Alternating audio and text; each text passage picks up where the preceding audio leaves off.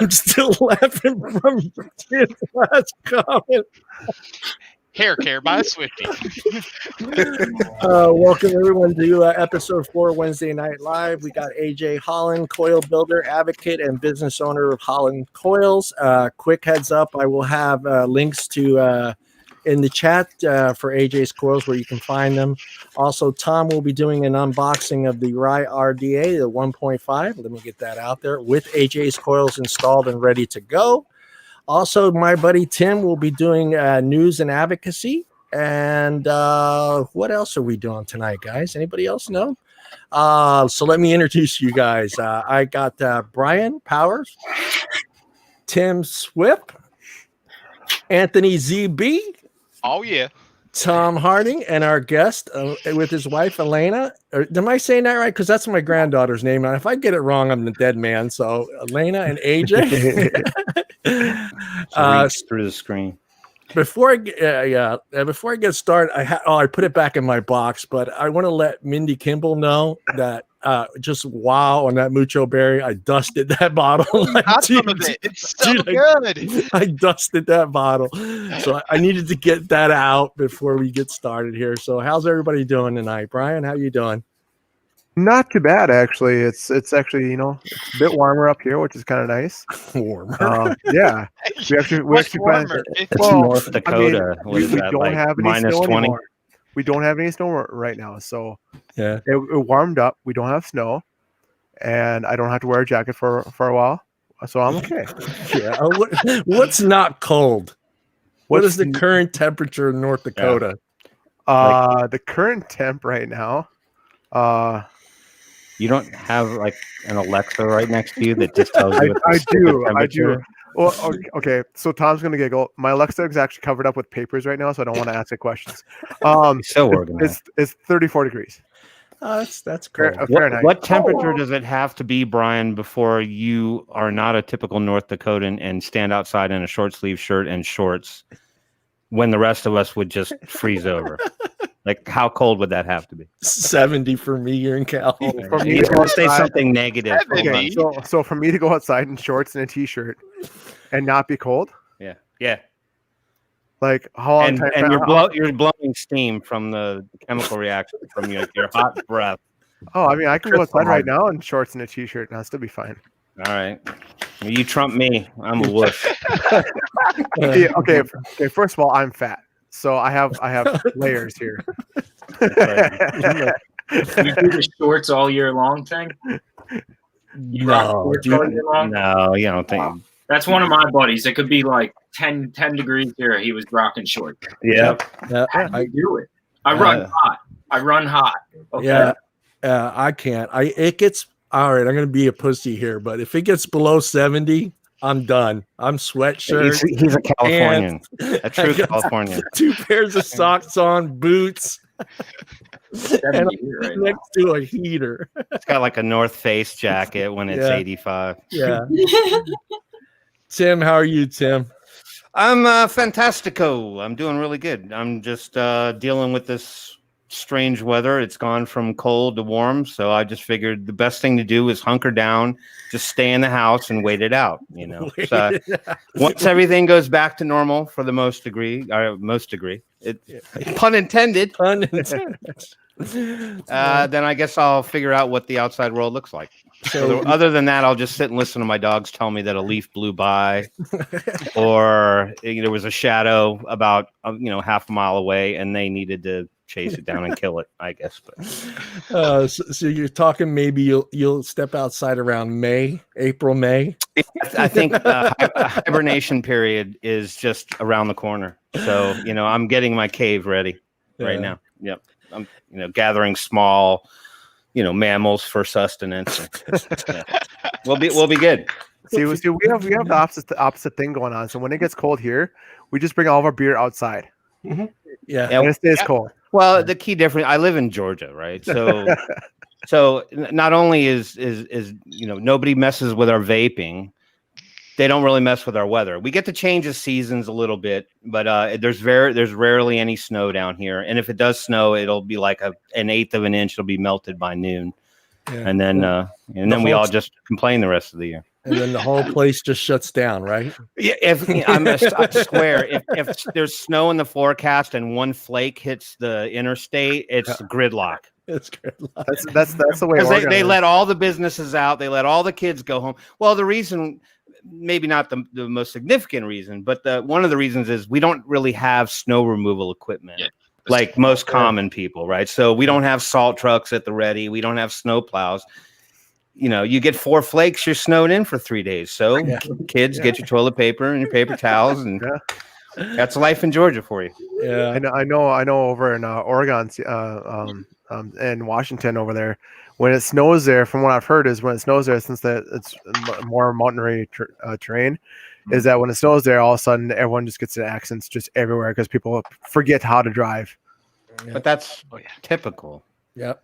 And we get an inch of snow up here in Washington, and schools are shut down. Yep. People are staying off the roads. We're sold out of, heaters at the stores. Yep. I mean, it's pure panic up here. But we get it fairly regularly. I think it's just we have a lot of people that come from outside of Washington that are like new here, always moving. But even the regulars, I'm like, you guys, we're gonna get at least like 2 times the snow here in Washington. None, we haven't gotten it yet though. We almost did. Margot might get some though. She's out on the east side of Washington, so she'll get it before I will. Yeah. How you doing, Anthony? I'm hanging in there, man. We got lots of Black Friday deals coming, so I've been real busy, kind of planning, getting ready for Black Friday. I actually I got a new vape tonight because I left mine over at my friend's house last night. Didn't have a whole lot of options, but my buddy was actually using this. It's the Smoke RPM, and it's pretty good. The mesh coils so far, I'm liking it. It's 20 watts, got some salt mix in it, and can't complain. It's a new vape day. So did you do the old trick where, hey, can I borrow your lighter, and then never gave it back? I was going to say, is that what you did with that? So I left my mod, and last night I was just making fun of him because he's actually a guy that used to work at my shop with me, and I was like, oh man, you went to the dark side, you got a smoke mod, like it's got the colors, and you're all about that now. And he's like, no, I really like it, and I was just giving him shit or whatever, but of course I left my mod there. There's only like a little smoke shop next to me, like the closest vape shop was pretty far. We're pretty busy, so I just run over to the smoke shop today, and the one that I go to, the one that I liked, I was talking about last week, closed. They're closed from the 9th to 11th, so then I had to go to this other smoke shop, and they had like 3 mods. I mean, there wasn't a whole lot of options. They were all smoke, right? I tried this one last night, so I knew it was good. So I was like, okay, this is going to be the one that I'm going to get. And then it was great because he was really, really trying to explain to me how to use it. And like, he was like concerned that I didn't know how to use it. And I was like, no, like I got it, man. It's cool. We're good. I'll be on Vape show tonight, but whatever. that must be hell for all the people that just don't subscribe to smoke products, and then they got to say the word, I went to a smoke shop, and they're probably just like gritting their teeth, so they're trying to come up with other words to explain the vape store that they went to. Right. Definitely. And our guest, Elena and AJ, how are you guys doing tonight? We're hanging in there. Just hanging. We've been just not doing. We've been in the house, and it's raining. Are you guys locked down where you are? Where are you? Where do you live? Jersey. It's locked down. I mean, it's mandatory mask and all that. What phase are you guys in? What's up? Are you in phase 1, 2, 3? I have no idea. At this point, what sucks is like we're not locked down. You can't lock us down. Yeah. Nothing's open. Like It's open. they're open, but they're not open. It's odd. It's awkward. It's a hassle. It's not almost worth it. It's weird. You keep it limited. But it is what it is. What's up, Margot? Yeah. Well, here in California, we use colors. So I don't know what the fuck these colors mean. So we're purple one day, blue the next day. John, those are the color levels of the jacket you need to wear based on any temperature over 50. Yeah. Governor Newsom's picking my outfit for the day. Oh, it's almost there. You're almost there. We're almost there. We're a bunch of knuckleheads over here. Yeah. And there's all a special place in hell for us. Thank you. Yeah. He literally said that. So I loved going to Jersey when I was a kid. I have my cousin, my mom's first cousin. I grew up in South Philly, and to see farmland, we would go to my cousin because I didn't know what the hell grass was. I didn't know what cows were in the city. We didn't see those things. And he owned a tomato farm, of course, a huge tomato farm out there. And I wish I can remember the name, but it's been 40 years. But they're still out there. And was it like Vineland? I can't remember, man. I know it was his farmland and one store, and that was it. That's probably like Vineland. Yeah, I mean, it was just Vineland's not like Jersey's so scattered. There's so many different like niche areas, and I remember going because I used to work in the wedding industry, DJing weddings, and I remember going to Vineland for the first time, being like, wait, this exists here? Am I in like? It was like really. I was literally in like Alabama. I'm looking around. Like, where did these farms come from? Massive farms. Yeah, that was it. That's where I learned what grass was. I learned what a tractor was. I didn't know any of that stuff. I mean, literally had no trees where I lived in South Philly, and it was just that was our getaway and learn to be a farmer for 2 days. You know, nature That's escape. awesome. Yeah. Tommy boy. Yo. $10 it's snowing in Wisconsin. It snowed last night. And it's 34 degrees here. We got 70 degrees. How crazy. Yeah, jam. It was 70 last week. Actually, Monday. We had like rain all last. It's so weird. Yeah, we had rain the last few days. It's 71 right now. We haven't gotten rain in Washington for like 4 days. It's Which weird. is unusual, aren't you guys? Are probably like Really I can sum it all up in one easy word. It's 2020. Yep. Yeah. Who cares? Whatever. Rain is on quarantine. What's like the average rainfall for you, Anthony? Like on the average, like how many days of the week do you have rain? You know, I wouldn't say like 8.5. if you watch it on the movies, like the classic Seattle, it's just pouring down rain all the time. It really like it rains, but it'll rain for like 5 minutes, be cloudy, sun will come out, be cloudy, rain for 5 minutes. It's not like just raining gray. It is gray. It's gray way more than it rains. Like it's constantly gray. That's what I know in movies. Seattle gray. Yeah, the rain, like I said, it does rain. We get rain, but it comes and goes. Like our weather changes so fast. I mean, constantly, if you leave somewhere in Seattle, like you have to have like a sweatshirt, but then like a windbreaker or like a rain jacket, so you can swap out. Like, okay, now I need to zip off into shorts because the sun's here. Oh man. All right, let's get into some questions for the Holland family. I'm going to put up your page here real quick so everybody can get a good look at it real quick. I'm going to do the IG page, and this is the company page, because you have your own, right, AJ, as well? Yeah.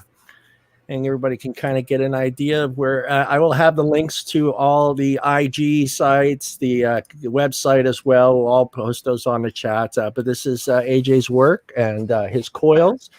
Beautiful coils. Are we going to get the backstory on Elena and AJ? Are they? Yes, we are. We said we were going right to questions. I'm like, man, I want to know the story. No. Maybe my questions aren't good enough. We're going to get into stories and our questions for them, but I wanted everybody to get an idea of what AJ's his coils look like and where his pages are and his social media stuff. So as well, and let me cut that out. And all right, guys, tell us a little bit about yourselves, how you guys got started, in your journey in vaping and coil. How'd you get to coil building? What made you start building coils? That actually kicked in rather quickly, but we smoked for 10 years. Smoked pretty much all through our relationship in the beginning and cutting cigarettes and all that good stuff. And my neighbor, who was he was like way above the trend on everything you could think of. You remember the Cat Crushes with the little pop thing in it? He was making them before it was even here in the States. He's, dude, I heard this thing in China. They got these. So he was the first one that turned me on to vaping. And he's like, dude, you have to just try this.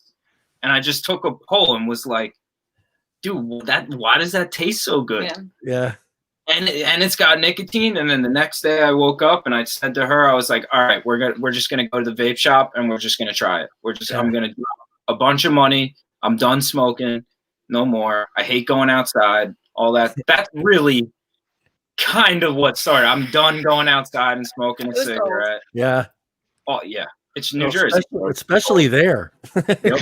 And picked up our first setups, and I mean, it definitely took some time to stop smoking, but from that day, I at least stopped buying packs of cigarettes at that point. And I had an MVP 3.0 Pro.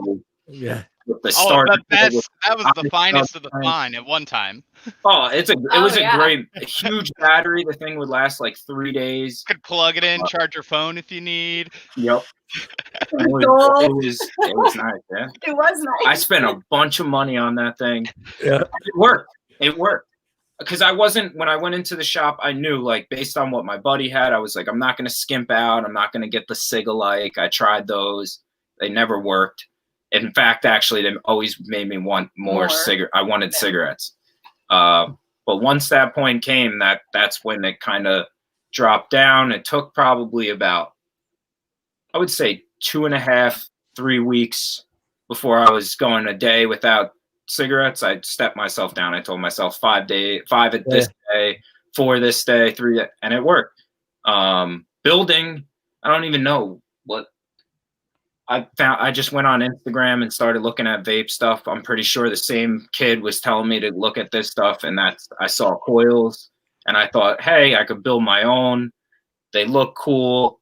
I'm a graphic designer, artist too by trade, so it's kind of it's like a art, and it would be cheaper. I was like, I don't have to keep buying these $5 coil heads every week.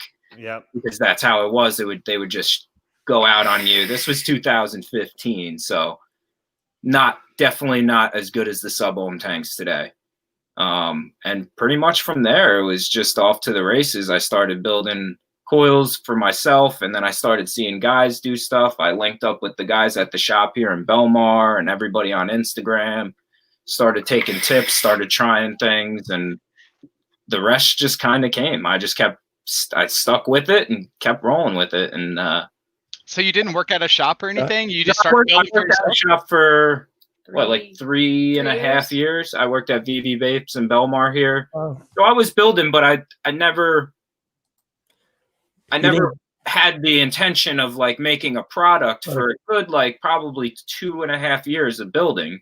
It was all just a hobby kind of things, and the pictures and all that type of stuff.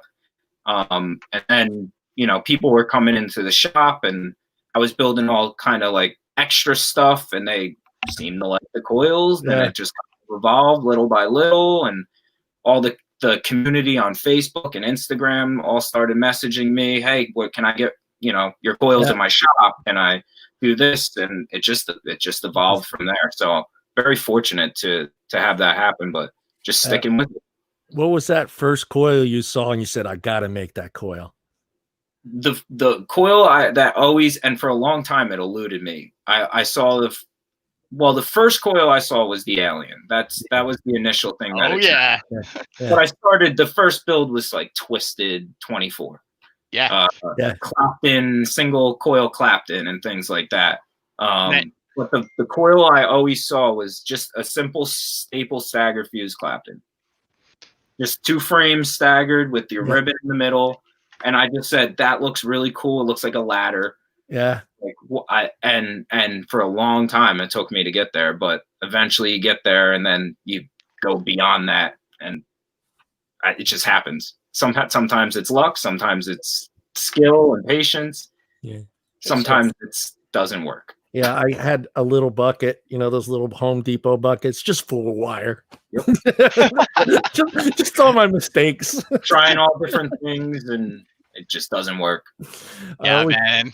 I mean, I remember when I first got into it, and it was just coil after coil, and you're like, oh, that didn't work. Okay, and you know, just like you started, you know, it starts with twisted, and then you're like, okay, well, that's working. Okay, now let's try a Clapton. Now I got to try a fuse Clapton. Can I staple it? Like the progression of it. I mean, it's so much fun to just continue to learn and build, and you know, work through it. Especially if it's a hobby, you know, that you just pick up and enjoy. And it's that search for more flavor. I was always like, I think I can get a little bit more. I think I could get a little bit more.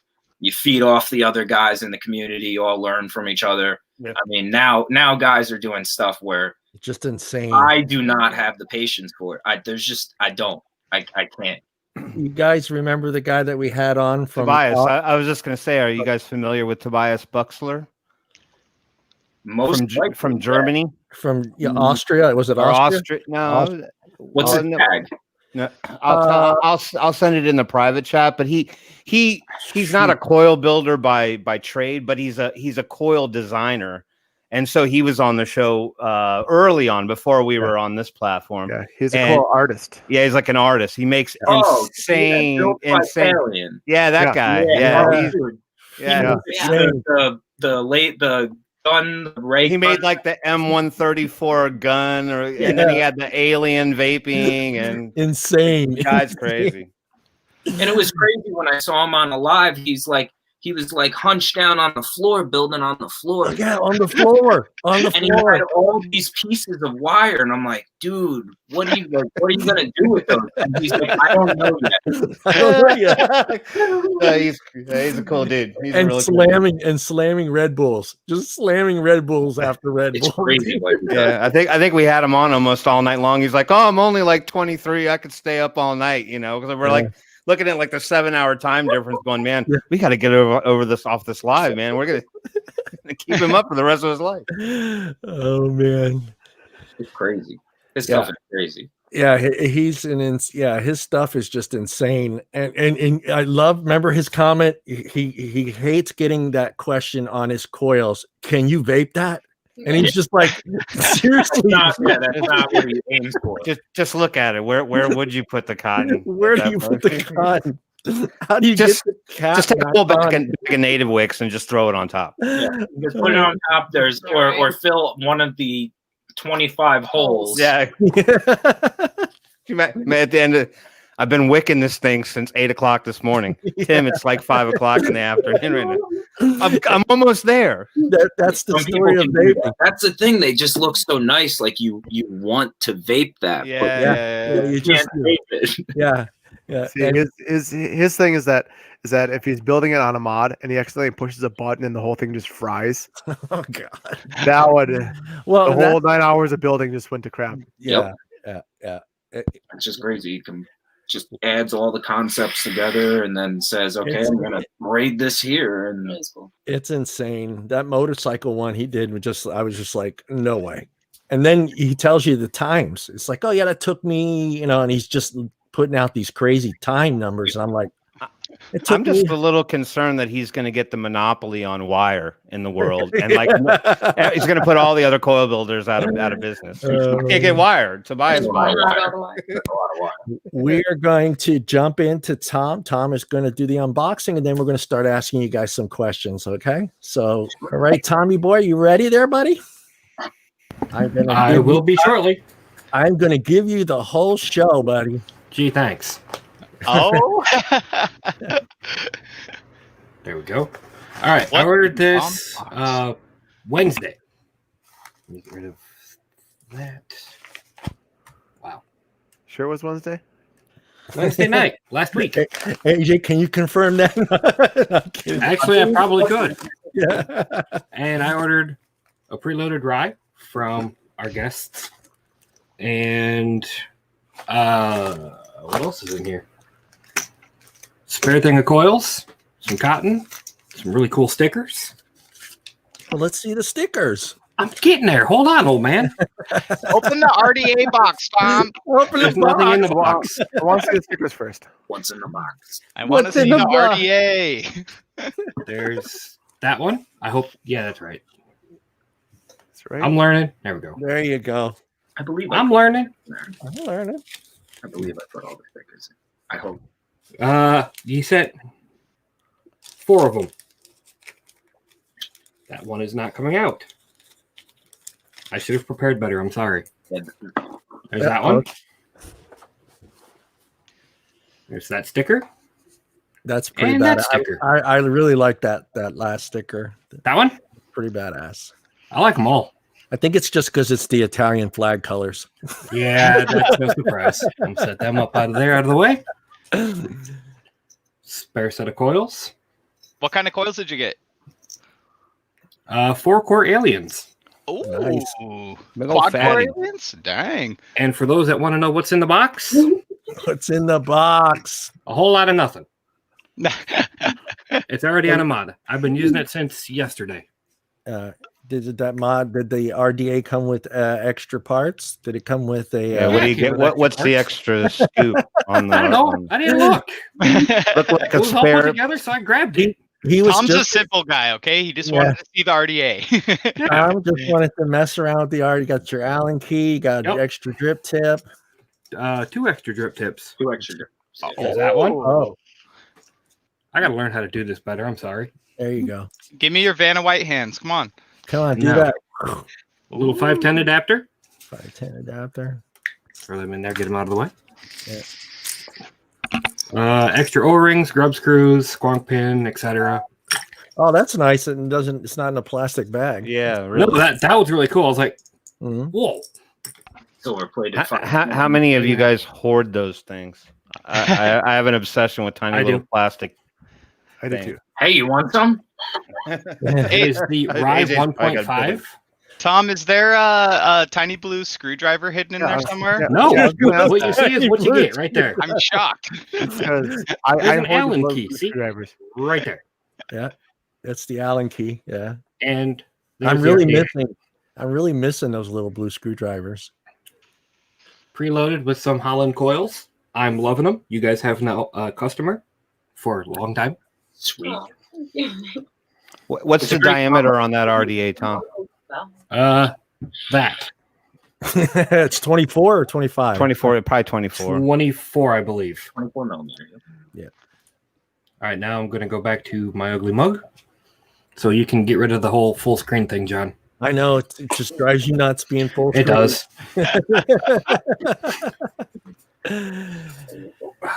Yeah, So your thoughts, Tom? On this I've been coil? using the RDA with the coils for, like I said, about 24 hours now, and I'm loving it. The coils are fantastic. The RDA is flavorful. Really nice draw on it. I'm very happy with my purchase. Does it have adjustable airflow, Tom? Yes. It does. Is it I'm not top reviewing- airflow or bottom airflow, Tom? Side. There it is. Oh, Oh, you got the Ultim cap. It's on. side Yeah, airflow. I got the cloud cap. What kind of coil clampies do we got? Is it like it looked like it was an Allen key, but does it like squeeze it, or is there a screw going into it, or what? Screw. Simple 2-post 2-post. The old, yeah. rub screw, Rub tighten screw. down. Classic Real stuff. simple install, and then the bottom of the deck is actually curved. Okay. So if you just, I don't even take the cap off. I just blast it right down the middle, and the juice finds its way to the wick. It looks like a pretty big juice well. Yeah, it's a pretty big juice ball. It's nice. It's got a nice fat actual lip on the deck, so it's kind of almost like a 22. Yeah. Maybe Oh, okay. 3. But I think it helps the flavor. Everything he's got the cap all condensed down. There's a slot direct airflow, and then there's 4 slots that are all angled. Angled in. Okay. Yep. Is it just a straight RDA, or can you squonk with it too? You can squonk with it. It's fine. And actually, the curved deck works really well for that. With Because the squonk, it just up, comes- the juice finds up and right over to the wick. So there's not too much spit back and all that stuff. I've been loving it. I really am. Tom's Might have to looking get me happy. one. I like it. Tom liked it so much that he couldn't wait to use No, it. it showed up Monday, and it sat there for 2 days, and I just kept looking at it going, why am I waiting? Driving him It's nuts. mine. Why am I waiting? Sorry, I'm asking so many questions. I know you said you got quad core aliens, but what's the build on that? What's the resistance? 0.11. Ooh, nice too. .11, 4-core 28 gauge with a 37 wrap. Nice. Hey AJ, we got a question from Facebook. They want to know if you guys if you make any zipper coils. I've made zipper coils, but I haven't made zipper coils in a while. I don't have any for, up on the site or anything like that, but wow, it's been a while since I made it. haven't seen that coil in a while either.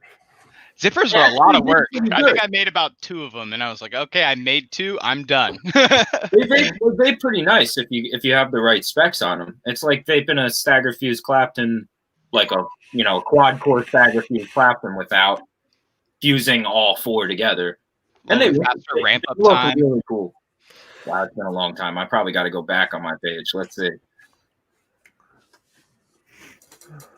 Oh yeah, I remember it was in the Twisted Messes deck.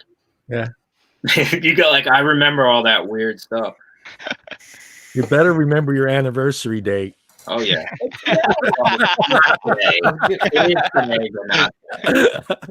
Well, happy anniversary. It's not today. Not yet. Not yet. Yeah, not yet. 10 months It's 10 today. months, so He's got 2 more months to forget. we got We got till January, so Yeah, he's good. crazy too. That just happened, and now we're in November. Yeah. Where did the rest of the year go? No doubt. Only 2020 knows. Only 2020. Where are these? Wow, it's been a while. Yeah, Well, I was gonna say I haven't seen one in like If 3 you're, or are you 4. if you're friends with me on Facebook or you have my page, just Yeah. shoot me a message. Yeah, I'm gonna post the rest. I posted your IG, and now I'm getting ready to post your website on there as well. So 2017. So, yeah, I was gonna say Wow. it's been a while. I haven't seen one in at least 3 or 4 years. So That's crazy. 3 years. All right, AJ, we better see one next week, man. No one's doing it. Now's the time. Yeah. Hey, go You gotta- back to that retro throwback Thursday kind of thing. Yeah. No doubt. Throwback decades. Oh, put it on an IGO-W where you have to drill out the post holes. Yep. Yeah. And the airflow slot. And airflow. Yeah. The stainless steel cap, you just burn out 4 drill bits trying to get through. I wanted to get to this question because I know it's pretty late there in Australia. So I wanted to make sure you get to answer that question in case he drops off. Pretty late. They're like 16 hours ahead. Yeah. Australia. Do Is we it ship to Australia? For a K Fun, they won't have, but I can recommend you to go to cloudycollabs.com. That's Cloud Chasers Inc. website. They'll ship international. It's kind of tough for us to ship international as far as like getting the pricing to work out right and everything. But they do all international shipping. For coils in my range, I have the BB coils up right now that may work in a K Fun without being too hot. It's a 30/30/40 Alien. But I do plan on putting out the MTLs that I did do because I actually just had it pop up in my Facebook story that it was a year ago. Wow. I did those because the last year just went by. So I plan on doing those. I actually have a couple here. So I'll get those back up on the site. It's going to be a 30/32/40 Alien at 0.7. God, that 40 gauge scares the crap out of me, man. I don't know how you do it. I'm just It just works when you Yeah. actually, surprisingly, when you go down in the core gauge size, the 40 just kind of wraps actually a little easier because it's just small. It's weird when you try to wrap 40 on like 26. Yeah. It's actually harder than it looks. But when you downsize it like that, it's like 28 and 36 work the same way. They just click. There's something weird about it that they click, but You just groove up nicely, hit that speed on the drill. but it's nice in in like a billet build or an MTL build with 40 because it's quick and you're not eating up all this space for it to heat up and get under the pain in the ass little screw on and Yeah. I've always been a big fan of 26 Raptor 40. Yeah. I don't know why. I just did. It just keeps breaking on me. I gave up. I just gave up. It either I'll say- breaks on me or I can't see it. So So yeah, I've patience with that. yeah, 40's when it starts getting tough to see. yeah. Smaller than a human hair. Come on. It's thinner. It's thinner than human hair. I mean, Yeah, don't try to work with 50 then. Yeah, no. Yeah, I No. went to 40. Was it 46? I think I did. And yeah, that was another one-time completed coil build. It was like, okay, that's it. You need like the brand new spool that just came in, so that the spool is absolutely perfect. Oh yeah, because it wants to bird's nest so once, quick. Once it just catches something, that's it, done. It's it. 50 is like spider web. When I watch you guys, it just blows me away because that drill's like full speed. I'm like, my drill's just going. And then I go, I fucked up. Back it up. Yeah, it takes time to get there. Yeah, and that's you know. Yeah. Because if you're not building them like kind of like all the guys, especially the production guys like us, yeah, you don't really get up to speed. But then you start realizing I got to go faster. I got to go faster. I got to go faster. And then you almost once you hone down your wrapping skill, it's speeding it up. Now, how can I move it quicker? How can I make the process smoother? And that was actually like the next leg of, I guess, my building journey was how to have a system that works well and tension and consistency all through it. That's the fun. That was like a rebirth almost, like the building kind of craze I had. Yeah. Well, I got a quick question for you. And how's the coil preferences changed over the years? What have you noticed the change as far as your orders and how people have been vaping over the years since you've been building? It fluctuates. Actually, the biggest thing I noticed was in the beginning of this virus, I guess because it was hard to get the stuff from China, pods and you know, sub-ohm coil heads and stuff like that. I noticed a huge influx of people coming back like, hey, I can't get pods. I'm going to dust off my RDA and do this again. And then they're like, wow, dude, why was I doing that for the last 2 years? Yeah. Like, why didn't I do that like earlier? And they're like, oh, do you have any new RDAs? Like, all I have left is like my original Goon or my Doge or something like that. Oh, my Doge. Yeah, my Doge. So I did notice that. It's weird. I notice, if anything, it's certain regions have like hot builds. Like the South seems to really like high-powered lipo 28, 30 millimeter RDAs with giant, you know, series coils. That's Tim. Yeah, that's I noticed most of the South guys like that. I don't notice really like trends. It fluctuates a lot. Yeah, it changes. And I a lot of people like having multiple things. I vape like that too. I'll have a series, and a parallel, and then like something small. Just have different variety, and I do notice people getting variety of stuff with us lately too. Yeah. Hey John, my question kind of follows up on this one. Do you mind? Go ahead. This has been a question that I spent a lot of time on it when I worked at my vape shop, but why did temperature control builds never take off? Anytime I tried it, I never had good luck, and I just gave up on it because it was always. Okay, I'm glad it's not just me. Master coil builders are struggling too. It was too much like tweaking. Unless you had a formula you knew, like it's never worked out well. I always felt disappointed in it. Same. And plus, I was really more into the mech stuff anyway, so yeah. And you know, you couldn't really get super creative with, you know, the temperature control builds. I mean, you could a little bit once we got some stainless steel wire and stuff like that, but I mean, really it's pretty tough to make a 0.05 you know, clapped in out of nickel wire or something like that. Yeah, they can't touch, you can't dry burn it and all that. You think it's gotten better though with the newer technology with the chips, you know, like with Evolve having, you know, replay and making it a little more easier for those guys to kind of, because I feel like a lot of people want to try it.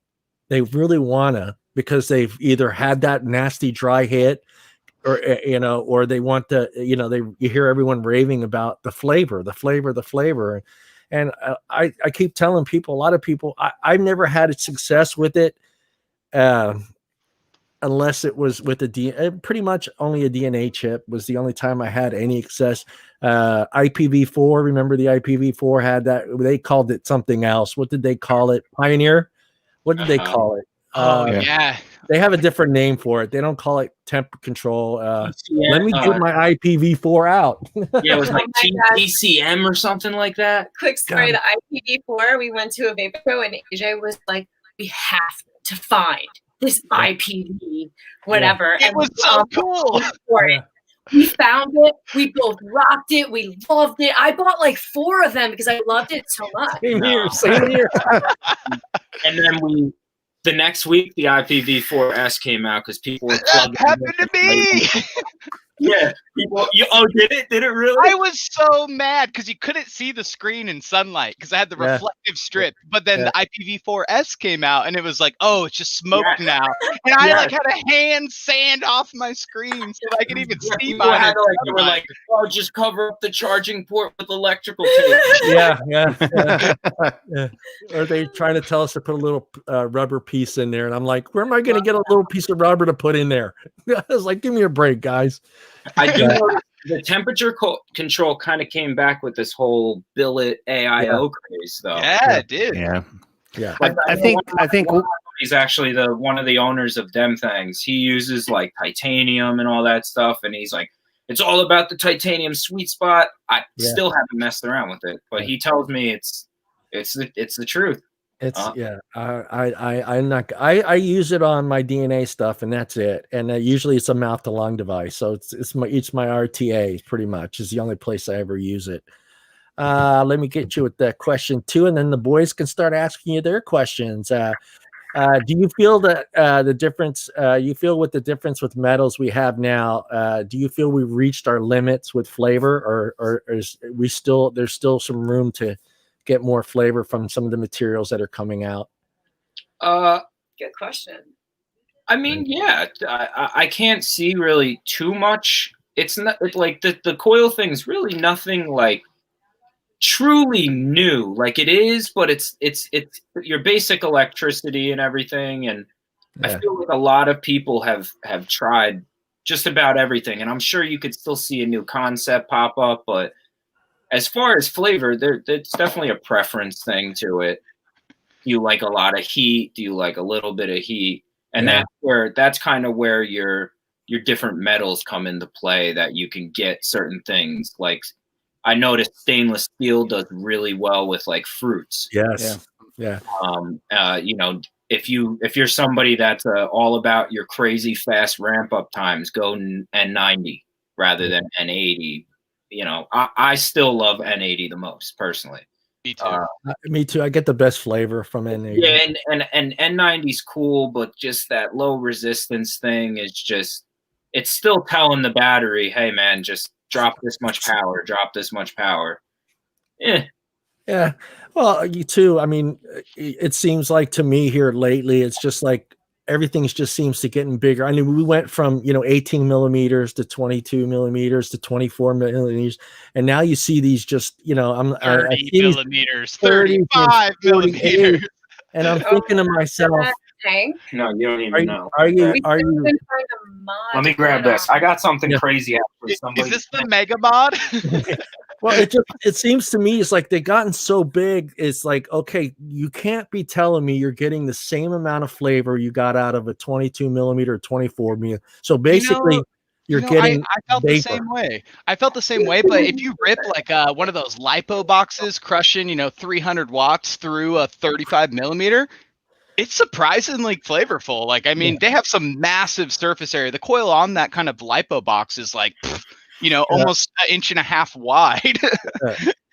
I'm a smaller guy, so the bigger devices, like I can't get enough in for like. I feel like I'm pulling too much air. But like I'm hitting a PVC pipe. Just like the two owners that actually like they a Prohibition juice code, Joey and Holland, they were telling me, dude, it's all about your high ohm coils, all about your high ohm coils. I'm like, I don't know what you guys are talking about. Like, and then I went to a show with him and I tried his setup and I was like, whoa, dude, what? Like, he's like, dude, this is what I've been telling you. These are your coils. I'm like, well, when did that happen? Like, and he millimeter stuff. And I'm surprised because anytime I had a 28 millimeter or 30 millimeter, I was always disappointed. It just Yeah. lack of flavor, the amount of like just air to it. Yeah, it just would feel Yeah. muted. You had so much air that you're tasting the air, not the flavor. Yeah. Like this thing.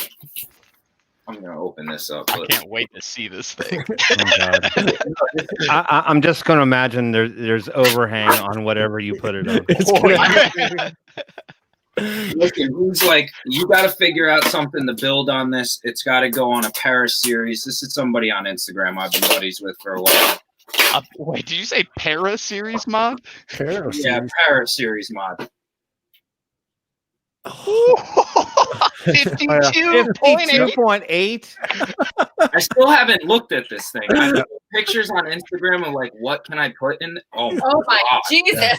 Yeah, I actually want to get one of those. Ready? It's a weapon. It's like a hockey. That's Oh wow! Look at the engraving. It looks like a grinder or something. That's a Claymore. That's a Claymore mine, dude. Just So- don't step on it. So their biggest RTA is this guy. Oh my! Look at the overhang on that. We This is had one on. where we couldn't This find is something This is actually on an alien. because the overhang. Everyone knows an alien.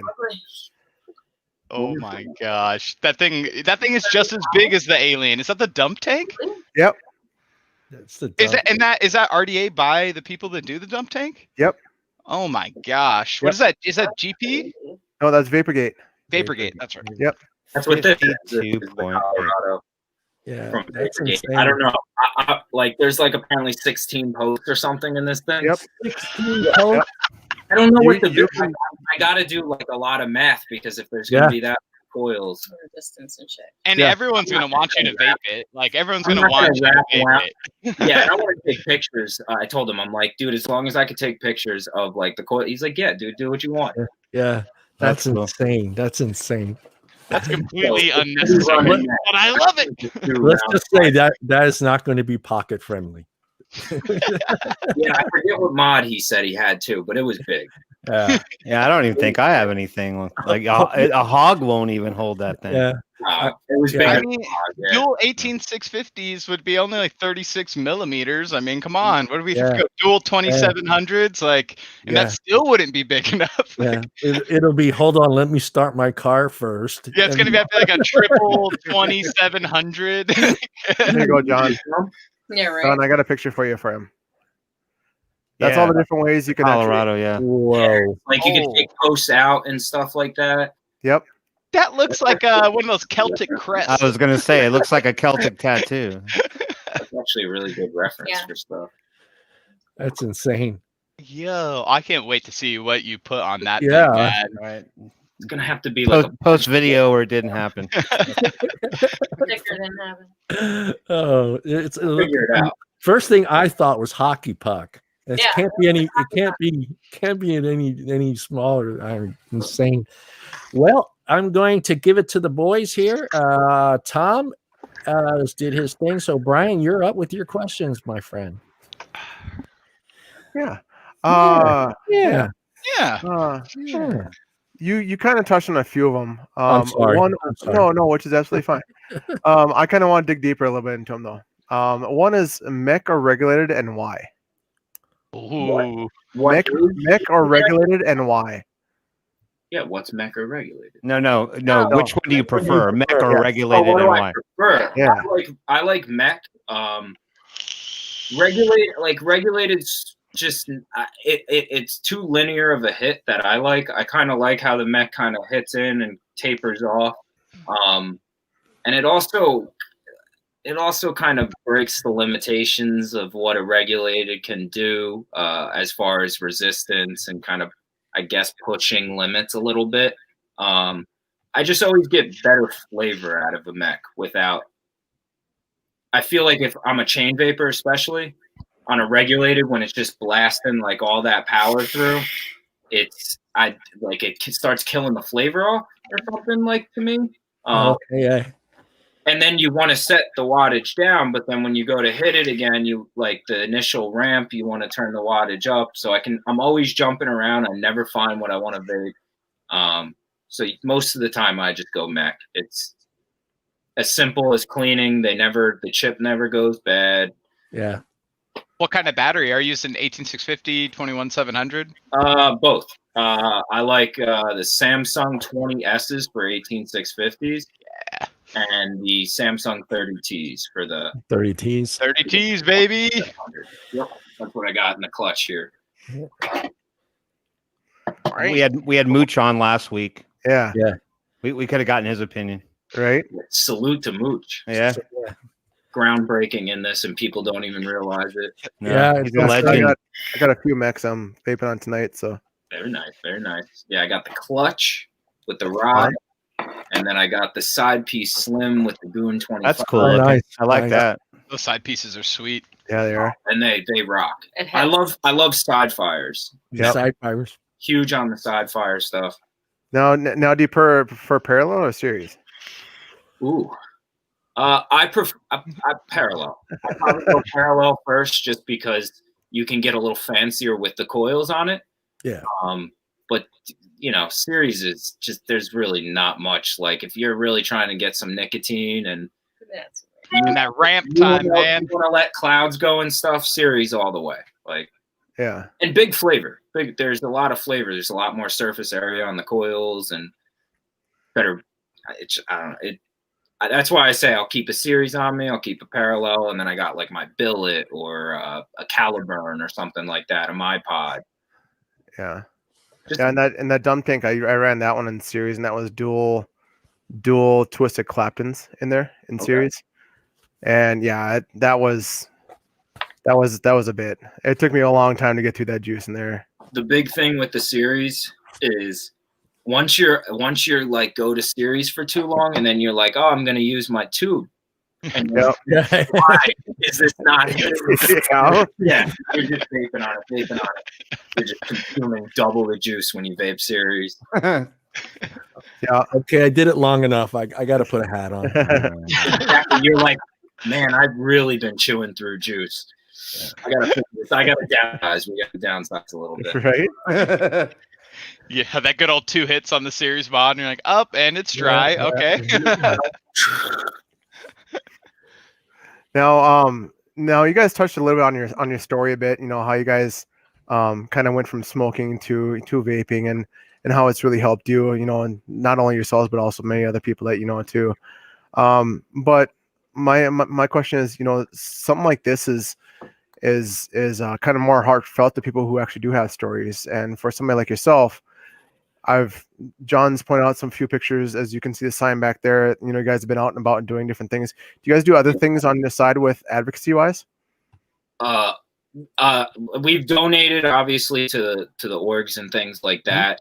And I'm usually in touch with at least like I'm behind you, especially UVA guys, all Tristan and Alan and all those guys. I mean, there's right as of this year, after that last rally, there hasn't been really too much for us to get into. So it's, you know, with everything going on, I feel like we've definitely been placed on the back burner a little bit, even though they're trying to sneak stuff through. Yeah. So it's tough to organize everybody right now. That's the hard especially in the state you live. Oh yeah. It's gotta be. Well, some people have obviously given up. Yeah. You know, we all know that. But you know, some of the shops I know here, that are getting my coils that I own for a long time, they're still rolling. Then you know, they're not giving up. They're gonna keep fighting this. We don't give up. That's right. Jersey tries to. We're not going nowhere. They hope we go somewhere or change our interest. Yeah, but, and now that people are finding out, like the whole Whitmer's ban kind of getting pulled back and stuff like that, we're starting to figure out like these things aren't truly law. Yeah, right. It's kind of a temporary order of sorts. So, yeah, you know, do you flirt with it and try to make it through, or do you give up and fold? Yeah. That's kind of the question now. Yeah. I do try to advocate. I advocate every day on our social media You pages. guys do. A post just saying, "Hey, vaping saves lives," or "Hey, Australia, do this call to action." You know, I try and keep up with it as much as I can, just to post something to say, "Hey, go do this." It's as quick as an email, send message. Just do it. You know. It's hard to organize. That's been the hardest thing this year, is to get people organized. Yeah. And I think That's to it. keep the motivation going, it's hard. Once people have lives and they do different things, and it's hard to keep everyone's mindset on, it's hard. And Yeah. and COVID. Well, COVID, yeah, but I think Elena hit the nail on the head. It's like at some point we don't have time to sit on social media all day. We don't have time to show up at rallies all the time. I mean, those are sometimes difficult positions. Whereas politicians, that's their job. They got the time to be assholes.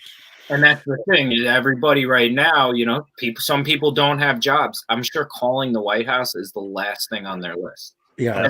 Totally understandable. It really is. So unless you're calling the White House for a job.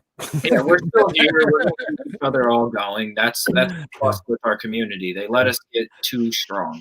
Yeah. Too many people, too much community. That if something were going to happen, we're all going to be here to help each other out in some shape or form. I love it too much. You can't stop me. Yeah, exactly. Yeah. You can't stop. It's already been brought in. I love it too much. There's no taking it away. We know we're now. helping people. Yeah. The proof is in the pudding. Okay, we have a show here. We have all these groups. We have all these industries. I mean, you can't. The success stories. Just walk into your local vape shop and ask them about success stories. They'll have hundreds to tell you about. Just listen. Politicians don't listen. That's the problem. They'll ask you your story and then be like, what? That's an anecdote. Oh, is that a lunch break? Okay. Yeah. I or they hit you with. He went for a cigarette. Yeah, that was Jersey. I swear to God, he went for the hearing for the flavor ban and everything. Yeah, we all went up. Dinesh from Medusa and Cheryl from Innovapes were up there speaking hard facts, all data, all these numbers, everything. And he just got up, Herb Conaway, the speaker of the Assembly of Jersey, who's a physician and all this. Yeah, I remember watching the live. Wherever he is, and he just walked out. And I looked at AJ and I said, I swear, he probably went for a cigarette break. He probably did. They're all sitting, shaking their head, and then voting yay. Yeah, I'm gonna take a quick lunch break, and I'll be right back. It's about a cigarette break duration too. It was. It all made sense. You got to keep the lobbyist happy. Got to keep the cigarette company lobbyist happy. We need a break, 15-minute break to go have a cigarette. A part of me says they would never ban them because they all smoke. Yeah. They all smoke. They all smoke. That's a big thing, too. Like they got to be smoking cigars because they ain't passing any regulations on them. Cuomo, I'm pretty sure he smokes cigarettes. Yeah, got pictures of him with cigarettes on his desk all through the years. Yeah, whatever. Well, they just start. I don't know. You guys probably have the same commercials there, but they started using. Remember, guys, we had the Winston man on the original and his quote. What was that quote? He goes, "I know we don't touch these things. It's for the poor, the blacks, and something else." And now they're using that in their commercials for the anti-vaping. Yeah, they're using those. You're using his slogan, slogan of the rep from Winston that said, because they were hiking up a mountain. Remember his story? He goes, "We were hiking up a mountain for a photo shoot." He turned around and looked at the executive guy and goes, "How come you're not breathing so hard?" He goes, "We don't touch this shit." He goes, "It's for the poor, the weak, and the blacks," or something like that. Yeah. And he just kind of like shook his head, like, "What?" And now they're using what that guy said in their commercials. I was just like, "Wow!" We canceled our cable. We couldn't do it no more. Done. And it's really bad when you're like, I always watch just like ridiculousness or just some TV because I can't. All the truth ads. Yeah. And the truth ads come on. Bring back the melting in the couch, okay? If I should be melted in the floor if I smoke marijuana, right? And people that, girls that love Taylor Swift, and that's what they see. And it just like, oh man, I don't have TV. Yeah. You're lucky I like ridiculousness because I turn this off right now. Yeah. It's- Well, and I think that's kind of a big problem because besides John here, sorry John, but we're all younger people, so they get this idea of like, oh well, they're just trying to stick it to the man. You're young, Tim. We're not counting you. We're just saying John's old today. He's over here. He's got more hair than I do. but yeah, it kind of puts this image to the media that's like, oh, it's just the young kids are their new hot thing of how to get nicotine. It's like, no, like we all started smoking. We have our grandparents that were smoking, and we decided like we don't want to do this. We found this solution to help us quit smoking, and now you're trying to make us feel bad about it. Like, yeah, it's fun. We enjoy it. It's a hobby, but there's also plenty of older people, grandmas and grandpas that were smoking 40, 50, 60 years, emphysema, COPD, that come into vape shops and quit smoking. That just doesn't look as cool. Like grandma sitting at home vaping on her couch doesn't really make a great advertisement. I mean, maybe that's what we need to do is just switch over to yeah. Thank you, Tiki. Thank you, Tiki gods. That's why I love about I would love more of that. Oh, someone says bring back the LPs, AJ. Evan Sanders says he's been itching to get some more LPs. Yeah. Oh, okay. Yeah. Gotcha. He's on it. You're gonna do it tonight. I'm getting on it. I'm gonna wait until Black Friday and all those sales are over. Which, heads up, there's gonna be a sale because yeah. And I'm gonna treat you all very well as I do every year. So nice. Be prepared for that. So that's what I've been up to, trying to catch up. Yeah, up for that. Prep work. That's the hot weekend right there. Yeah, you're in Oregon. Yeah, we know about that tax. Yeah, we know all about the Oregon, man. Isn't there one in Minnesota as well? Something with Minnesota, Colorado, and Oregon both passed their tax laws on vaping. Yeah. Washington's got one cooking in the books from talking with Margo. In Minnesota that they wanted like 95% tax in Minnesota. No, Minnesota's already got a 90% wholesale tax. They already have that. They've had that for a few years now. Jesus. How do you do that? How do you do that? I want 90% interest. Yeah. That's insane. Come on. I think the power went out in Wisconsin. A snowflake hit the ground and the power went out in Wisconsin. or a cow ran into a pole. Tipped into it.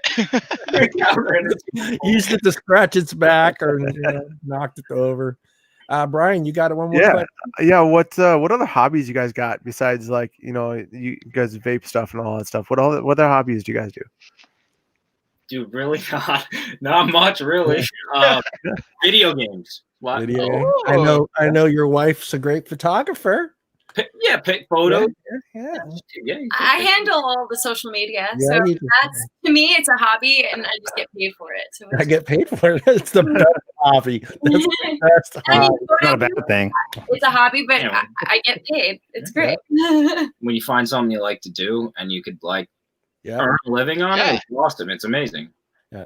What kind of games are you playing? And that's the thing. I didn't expect any of this. It's right. Vape has taken over. It's like what Grimm says. He says, I didn't choose the vape life. The vape life chose me. Yeah. And it's so true. Breaking news. And I try, you talk to friends that don't vape, don't smoke or nothing. And they're like, what the hell are you talking about? You're like, you're not going to get it. Sorry. Yeah. There's not enough time in a day for me to explain the whole thing to you. But in a way we should, because those are the people that are voting, unfortunately, that are voting on issues they have no clue on. They just see that. A lot of people have come around. They have to accept it as a normal thing at this point, I feel. And they're just not informed. So when you tell them, hey, like they're taking the flavors away for this thing, and they're like, oh, well, my grandma, what about her? And you're like, well, you got to pay attention to this stuff. Yep. What type of video games do you guys like playing then? I've been stuck on Rocket League since quarantine. I was playing Call of Duty. I got all my Warzone wins. People are all arguing on there, and I was like, too many hackers now, man. I got to go to a nice chill game, and now it's Rocket League. Smile I'm- King.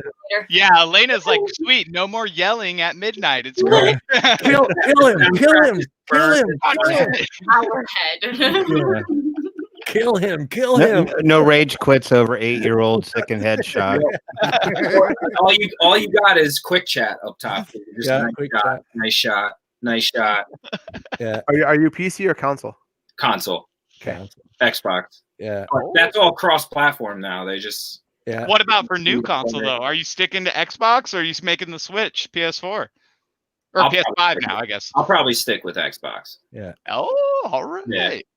You see these videos popping up, people. Yeah, Are they real or is it? I- fake? No, No. yeah, someone said it was vape. They were it is, and actually Xbox came out on Twitter today and had to make a post saying, "I can't believe we have to tell you this to stop blowing vape smoke in your Xbox."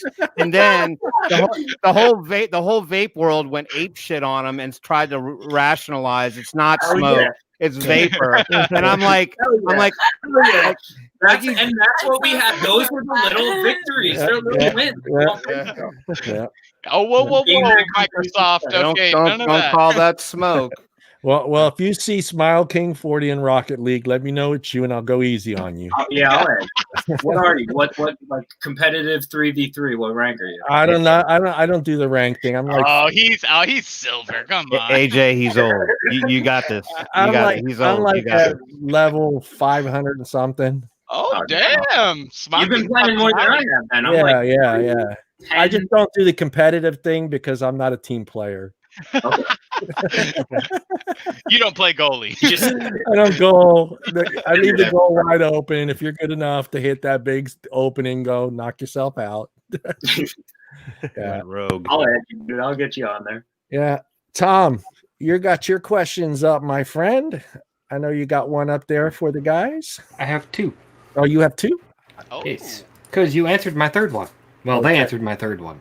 Somebody answered my third one. Anyway, okay. Why did you choose the Rye RDA to preload?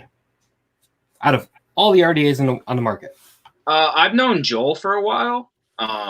I saw that coming out, and obviously Goon was working with him as well. So I definitely saw some promise in it. I saw what he was working on. He kind of kept me updated through the process and stuff like that. And I don't know. I just kind of want to help him out. And I grabbed one for myself, tested it out, and said, this is it. And I did the same thing with Beecher with Coil Turds Addy. Yeah. What else did we have? We had the something else. first ride. Yeah, we had the V1 with the ride. The VY. So it was just kind of helping him out and seeing how it would go, because I'm adamant about like putting hardware on my site with the stuff going on in Jersey. Yeah. I don't want to like draw the wrong type of attention for just who knows what reason. right. But I do plan on doing more hardware. I should be definitely getting more stuff. It's hard now. I feel like to keep up with certain stuff, like it's not as like the same market as it was. You used to know, the new Goon is coming out. I'm gonna grab the new Goon.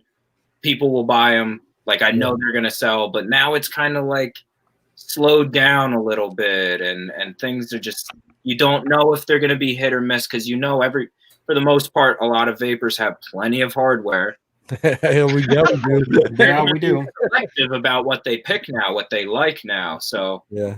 different. So I stuck with small quantities of getting them just to see how they do, and they did well. So Well, that's cool that you actually tried it first, because that I know that's an important for you to make sure that your coils are going to work well with that RDA and produce the flavor that your coils are supposed to get. I know a lot of how influencers are. Yeah, just send it to me. Yeah. Otherwise, I mean, Oh my! Yeah, we could talk about that for hours, can't we? I have been sent. Whew, bad things. Get mad if you don't promote it, and I'm like, yo. Yeah. You don't know, I'm not promoting it. Yeah, it's like, hello, how'd you get my address? and that's the thing, being small business. I don't want to. I know it sounds a little selfish. I'm not trying to be sitting on 20 addies here. Right. I don't like. You know what I mean? If it's an RDA I like if if I was stuck with 10 Ryes right now, I'd be like, all right, I'll cut my losses. I'll vape them all. Let's go. Yeah. Or if someone up down the road, somebody, somebody local, especially because now with juice, people have been messaging me, hey, you got a bottle you could spare, you need So the RDA thing is kind of keeping it small for now. Well, you think back 5-6 years ago, man, and not even that's even 4 years ago. It was just impossible to keep up. Everybody was just like, "Oh, here's the new one." 2 months later, well, we fixed the problems the first one had. So this is version 1.5. This is version 2.0. This I was waiting to see the version 2.2222.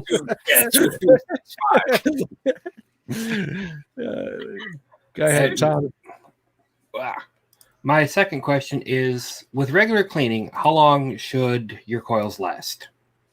With proper maintenance, I always tell people 3 months minimum, as long as you're keeping up with them. And it all depends on what juice you're running. If you're running something with a ton of sweetener, just clean more often. But, I've had people message me, hey, man, I just realized it's been probably about a year since I got these coils. They send a picture, and I'm like, well, you should consider new coils, but they actually look pretty good.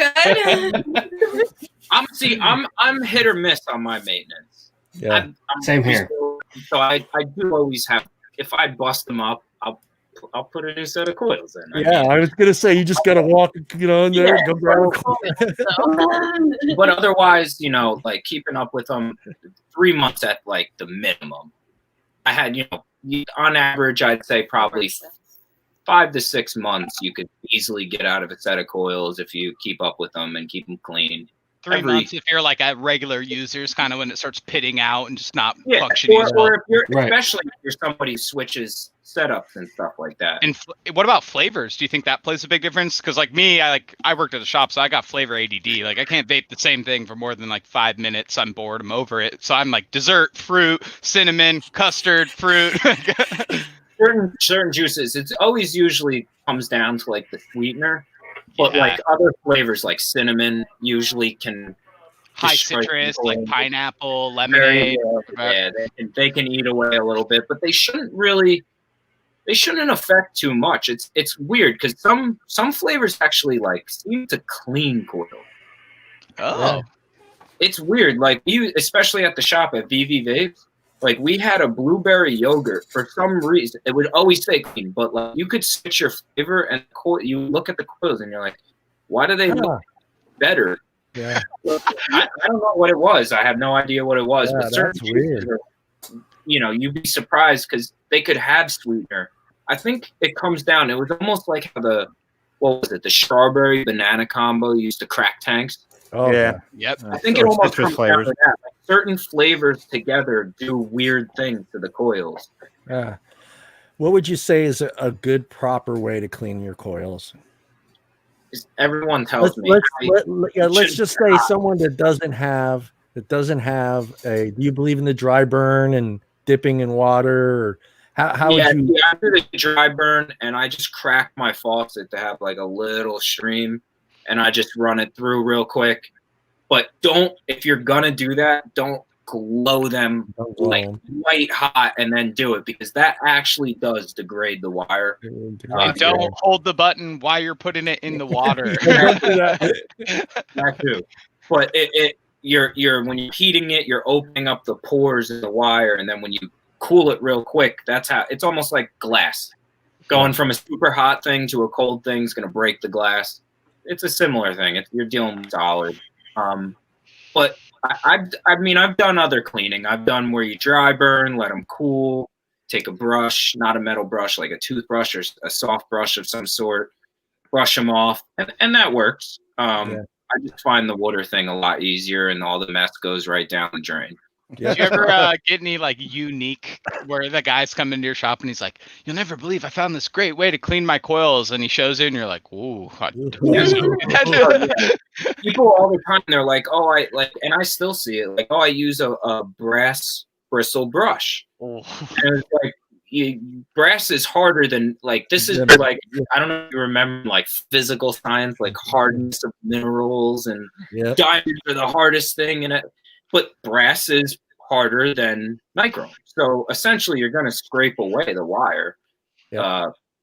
Use a toothbrush. Just make sure it's not hot because you will melt the bristles right on that. And do not use the toothbrush after. That's important. Don't use the toothbrush after. Dedicated coil brush. We have a designated toothbrush just to clean. I have one for coils and one for mods. Yes. In the threads. Oh, nowadays we have to let people know that they need to understand those things. Well, a little And if you tidbit. burn the bristles on the coil, I wouldn't vape it. I wouldn't vape it. No. One little thing I learned from I graduated for auto body. One thing I learned there is it's called heat shrinking, where they heat up the metal and then they splash water on it. And what it does is takes a metal and it shrinks it. So essentially, coils is doing the same thing when you're heating it very, very hot. You put it underneath water to cool it down. It shrinks it all down real quick, very minimal. But you don't see it, but it's going to make that coil very, very brittle comparatively to actually what it was. Yep, and the edges get rough, and you can start seeing it grating. Nichrome is very interesting because it's in your hair dryers. It's in like those small like toasters. And actually, when you and make sure this too, when you're pulsing your coils, make sure you pulse them out. Like even if they're glowing even and they're like, oh well, I want to keep the colors. No, pulse them out because actually nichrome, when it does oxidize, puts a protective barrier actually around the wire that prevents it from further like degrading as like at a quick rate. So actually wire unused, unpulsed will degrade at a quicker rate than pulsed coils. What's really breaking the wire down is your juice, your sweetener, the heat over and over and over again. Yeah. So Science. Science. Oh, we need Paul to make that. We need Paul to make that graphic. This is He does science. We got Timmy. Timmy's got a couple questions for you. You unmute yourself first, Tim. Yeah, I want to hear your voice. Unmute. No, he still don't. You know what? This is because I spent half my life on WebEx calls with executives, and you learn to mute yourself really fast. Yeah, you don't want to be talking crap. Exactly. Yeah.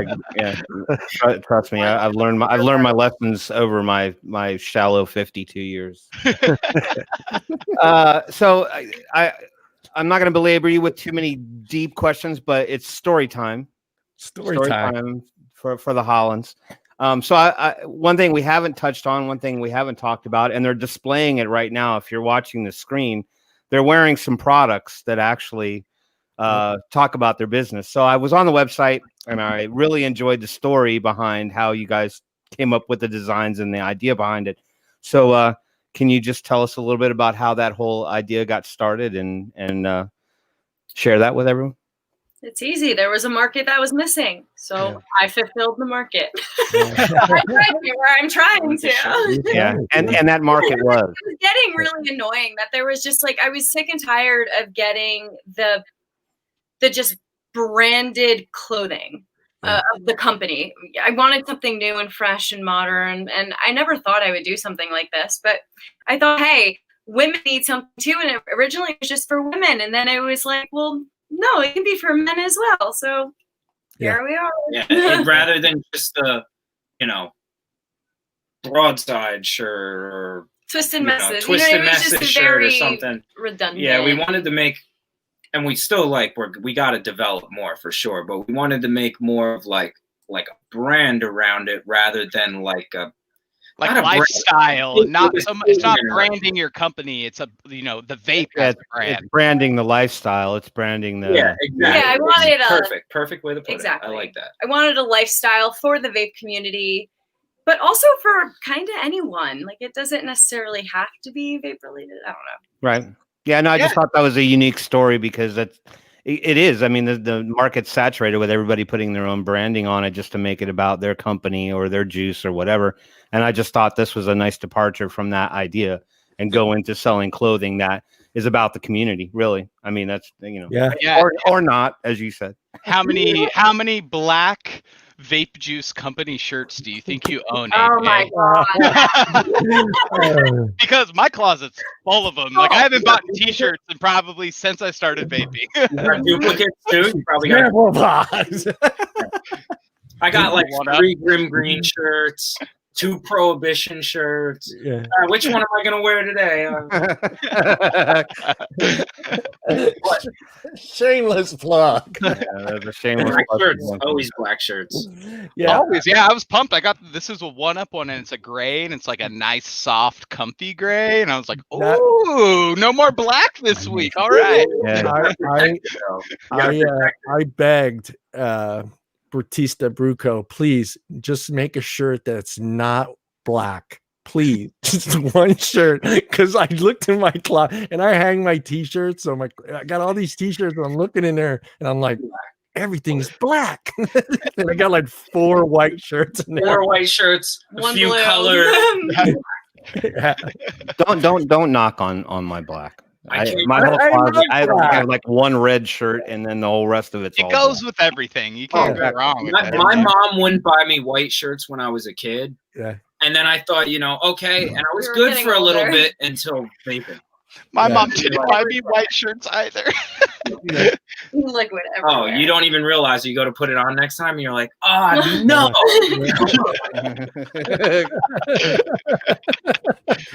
You walk through half the day, and you just have this big stain on the side.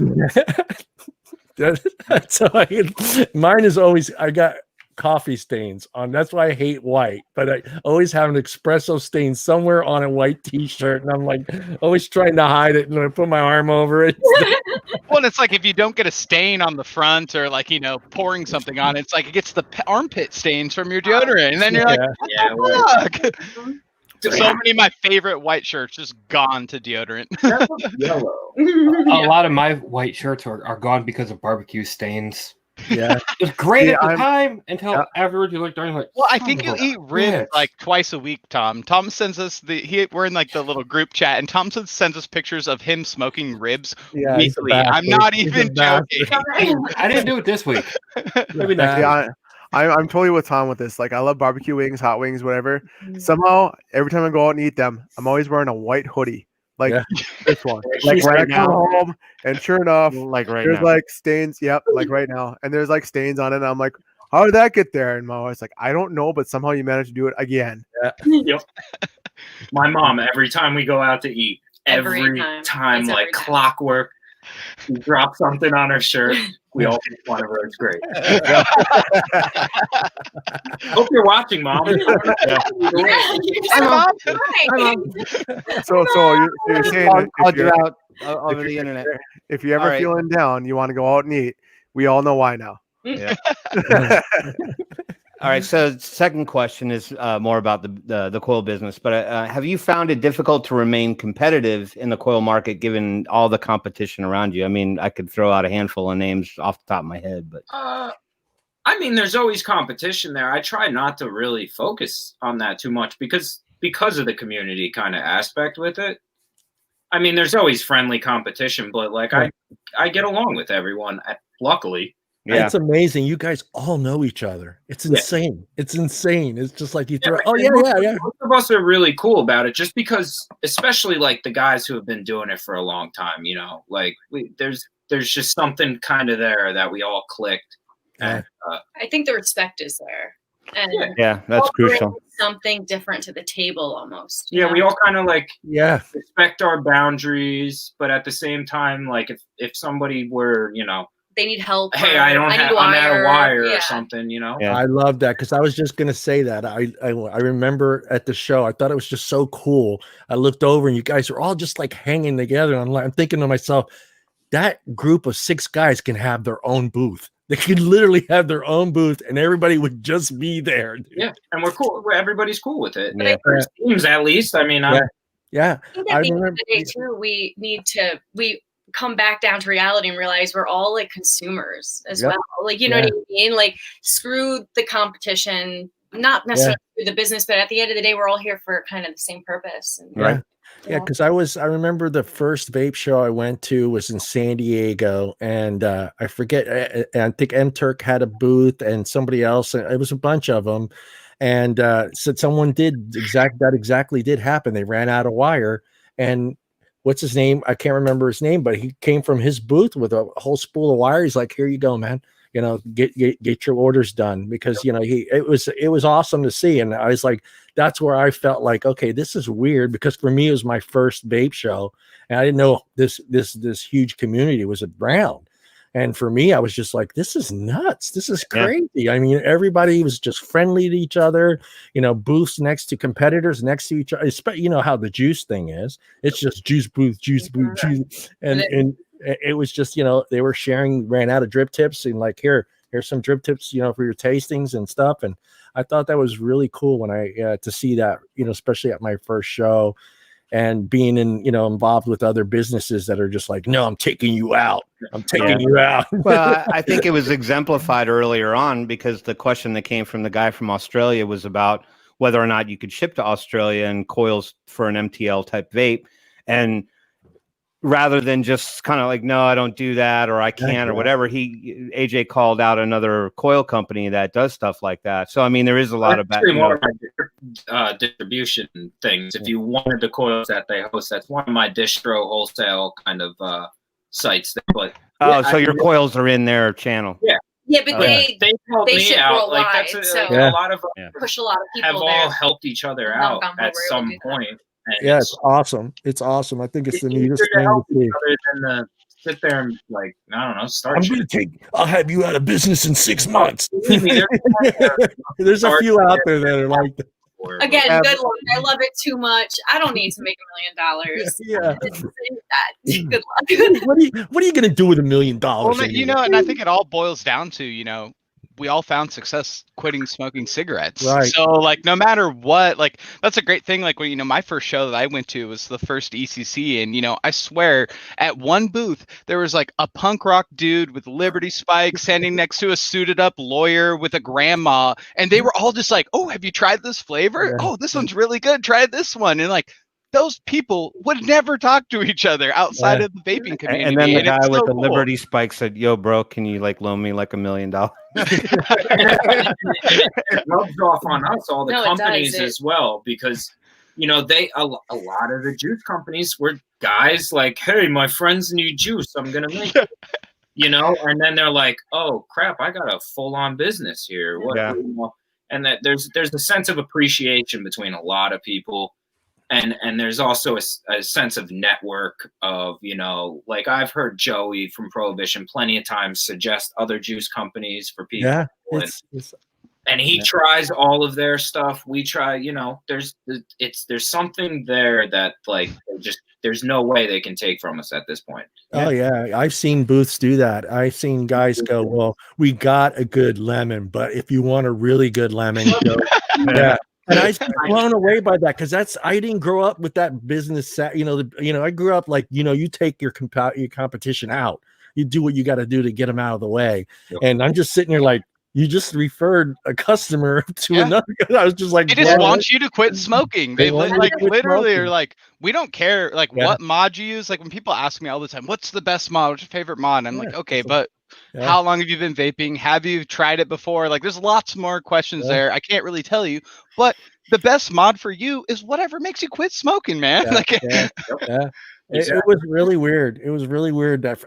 I got lucky because I got to go to my first show and Tony was there. So I was walking with Tony. So everybody was just like, oh, just like welcome me right in, because, you know, here's Tony from ZampleBox. Who's this guy? All right, let's show him everything. And I'm like, dude, I don't need to know all this stuff, dude. No, but it's your fresh cheers right there. Yeah, it was awesome. It was awesome. I was hooked from that day on. I was just, this is an amazing community of people, and I was just blown away. There's really nothing like it. No, nothing. That's why we're all here. Yeah, I mean, I brought up some of the old clubs I belonged to, and I got laughed at, but But don't worry, John. We laugh about you. behind your Yeah, back I mean, all you the know, time. not all of us belong to the Elks Club. You know, Yeah. Elks Club's like an old man kind of group. You know. Don't you have to like know someone over 50 to get you in the Elks Club? Yeah, you do. Yes, I You do. Hey, look, Anthony. Both John and I get the AARP mail Now, if you now. wanna- So Yeah, if you really want to see a Stop. lot of old people, you go join the Sons of Italy. Then you can just kind of talk it out. I don't want an Italian necktie. I'll stay away from that one. Yeah, go ahead. Question. Tom. Isn't Tom. the Elks Club like just a group of elk hunters that go out and kill these animals and eat them? No. Surprisingly, no. We Pass. also have an Eagles Club, and it's not killing eagles. So Well, I wouldn't kill an eagle; those are awesome birds. But elk are just damn tasty. We actually have an Elk Club and the Eagles Club up here too, so I don't feel as out of place right now. Yeah. oh, Well, I nice. do because I don't have either. Wait a minute. You have two big clubs like that for 30 people?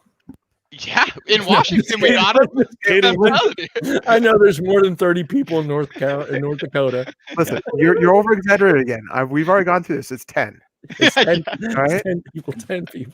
We put the club in the middle, and everyone just drives to it like Yeah. a social gathering, and then we all go back. Yeah, to our they places. hold both meetings in the same club on In the the same same- night. Wait, did Well, we well, just it- lose Uncle Jimmy last week? I heard he passed. I Yeah, think we're down to 9 now.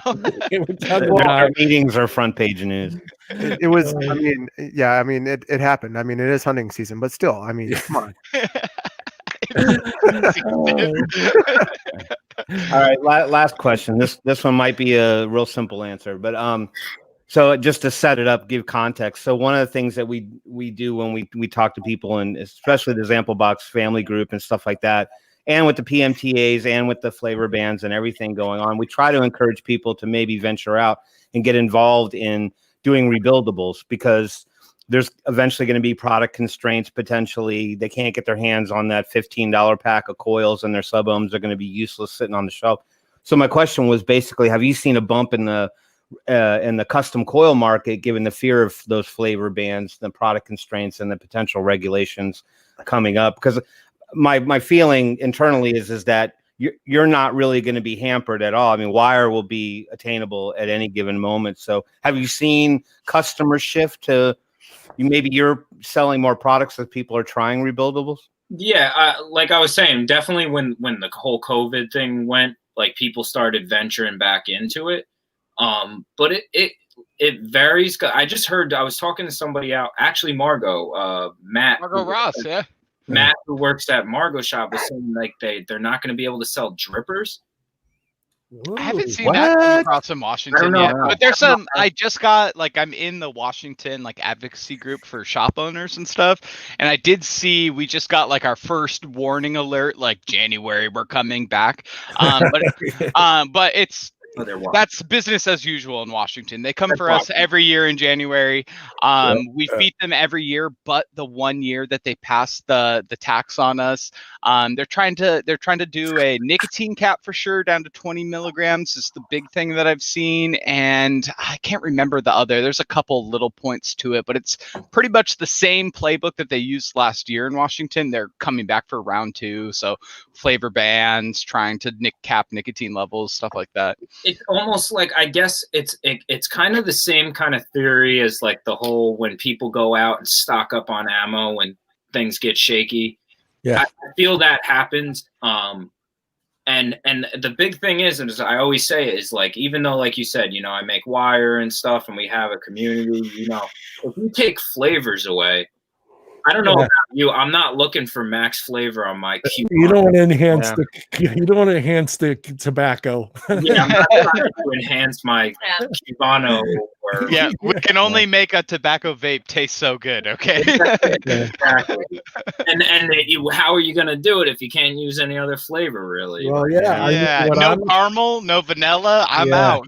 Yeah, no nut flavors. I mean, that's what I'm worried about. You don't really. People aren't looking for flavor coils, so it's it is important to me. And I truly do. It sucks here in the state. I do want to open have a juice. I've always wanted a juice. I have an idea, but it's that it's very difficult to do. It's very, Yeah. I mean, even now more so. I mean, who did we have on a couple weeks ago from the that one AVM, AVM group, And I guess the bottom line now is that even if people want to, because I see posts all the time about vapors asking for companies to put out like 12 milligram variations of their juices. And the story that, as I understood it, is that because the PMTA deadline is passed, let's say you came out with your own juice now, you could submit a new PMTA, but you'd have to leave that product off the shelves until whereas everybody else who made the deadline kind of has that grace period to kind of leave them up. So it is hard to venture out and do different stuff. That's the P in the PMTA, right? Yeah. And I mean, the PMTAs, they just totally killed, innovation in our industry. I mean, we're fortunate enough that, China, the vape industry is so reliant on China, and they don't really seem to care about any of the regulations that we have here. As long as they can make it through customs, they're going to keep on sending them, but that's not what vaping in America is about. Like for me growing up, in this community, like, I started 7-8 years ago now, and we had originally it was just local juice companies. I was only getting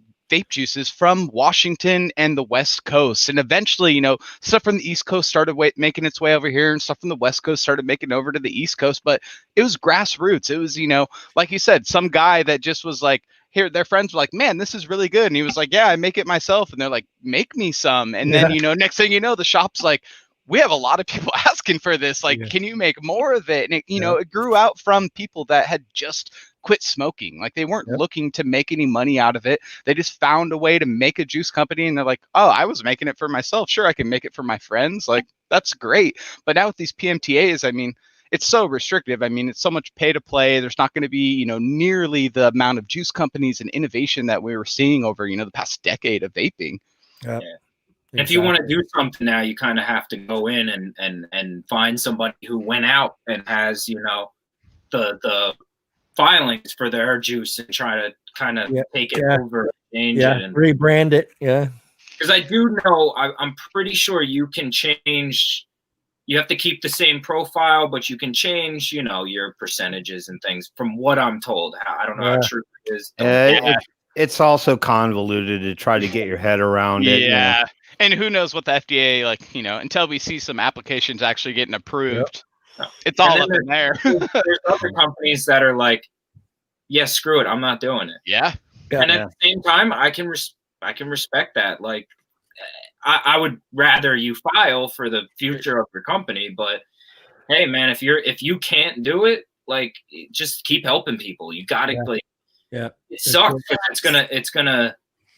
Like you said, it just stops that innovation. It stops it from being so easy to obtain for the people that truly need it. All of us, we can just call somebody up. Hey, man, you have juice that you can send? I'll throw you a bunch of money. Like, it's as simple as that. But these other people can't. And those are the people that kind of like we're fighting for, because they don't even know that there's a fight going on. Yeah, to me, it's not even vapors that we're fighting. We're fighting for current smokers that haven't even tried vaping anymore. Like, we would have never started vaping if we didn't have all of these options. Okay, so these smokers over here, if we take away options, we're just making it harder for them to quit. There's plenty of other 60, 70-year-olds that have been smoking for 40 years now that still can switch. Yep, they still can switch. And we've seen it work for those people too. I mean, that's the impressive part. I've seen a lot of people that are in their late 50s, early 60s that have been successful.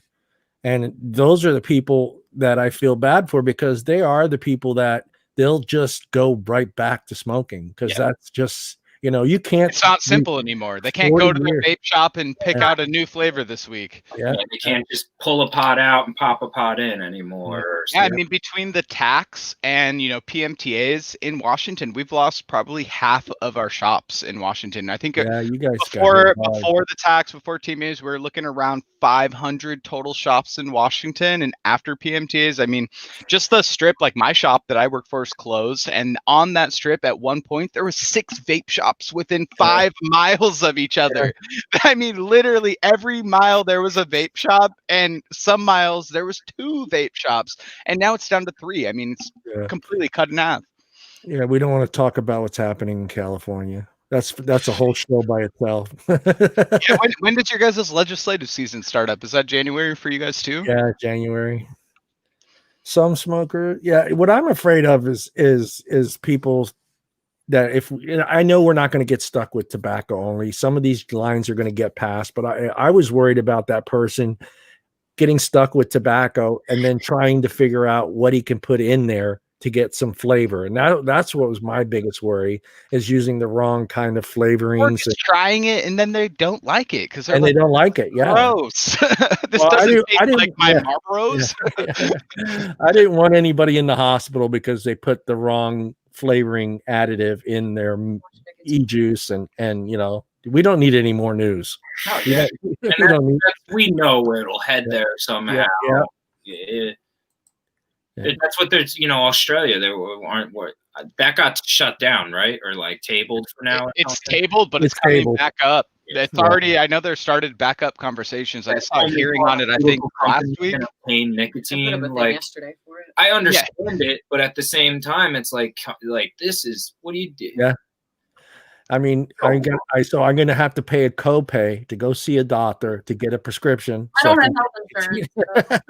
Sorry, can't afford it. Like, Uh, I go to a yeah. doctor to get my liquid nicotine. What? yeah, and then I have to get it like you can only. I could see it there. You know how the prescriptions are. You can only get two refills, and that's exactly what you're going to see. You can get 2 refills of. Is it going to give you the can substitute for generic brand? Yeah. Oh my God, You're gonna get some generic brand white label vape juice. Yeah, where's your full cost? Just says nicotine on it.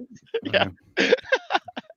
Vape juice 1, vape juice 2, vape juice 3. Do you like unflavored?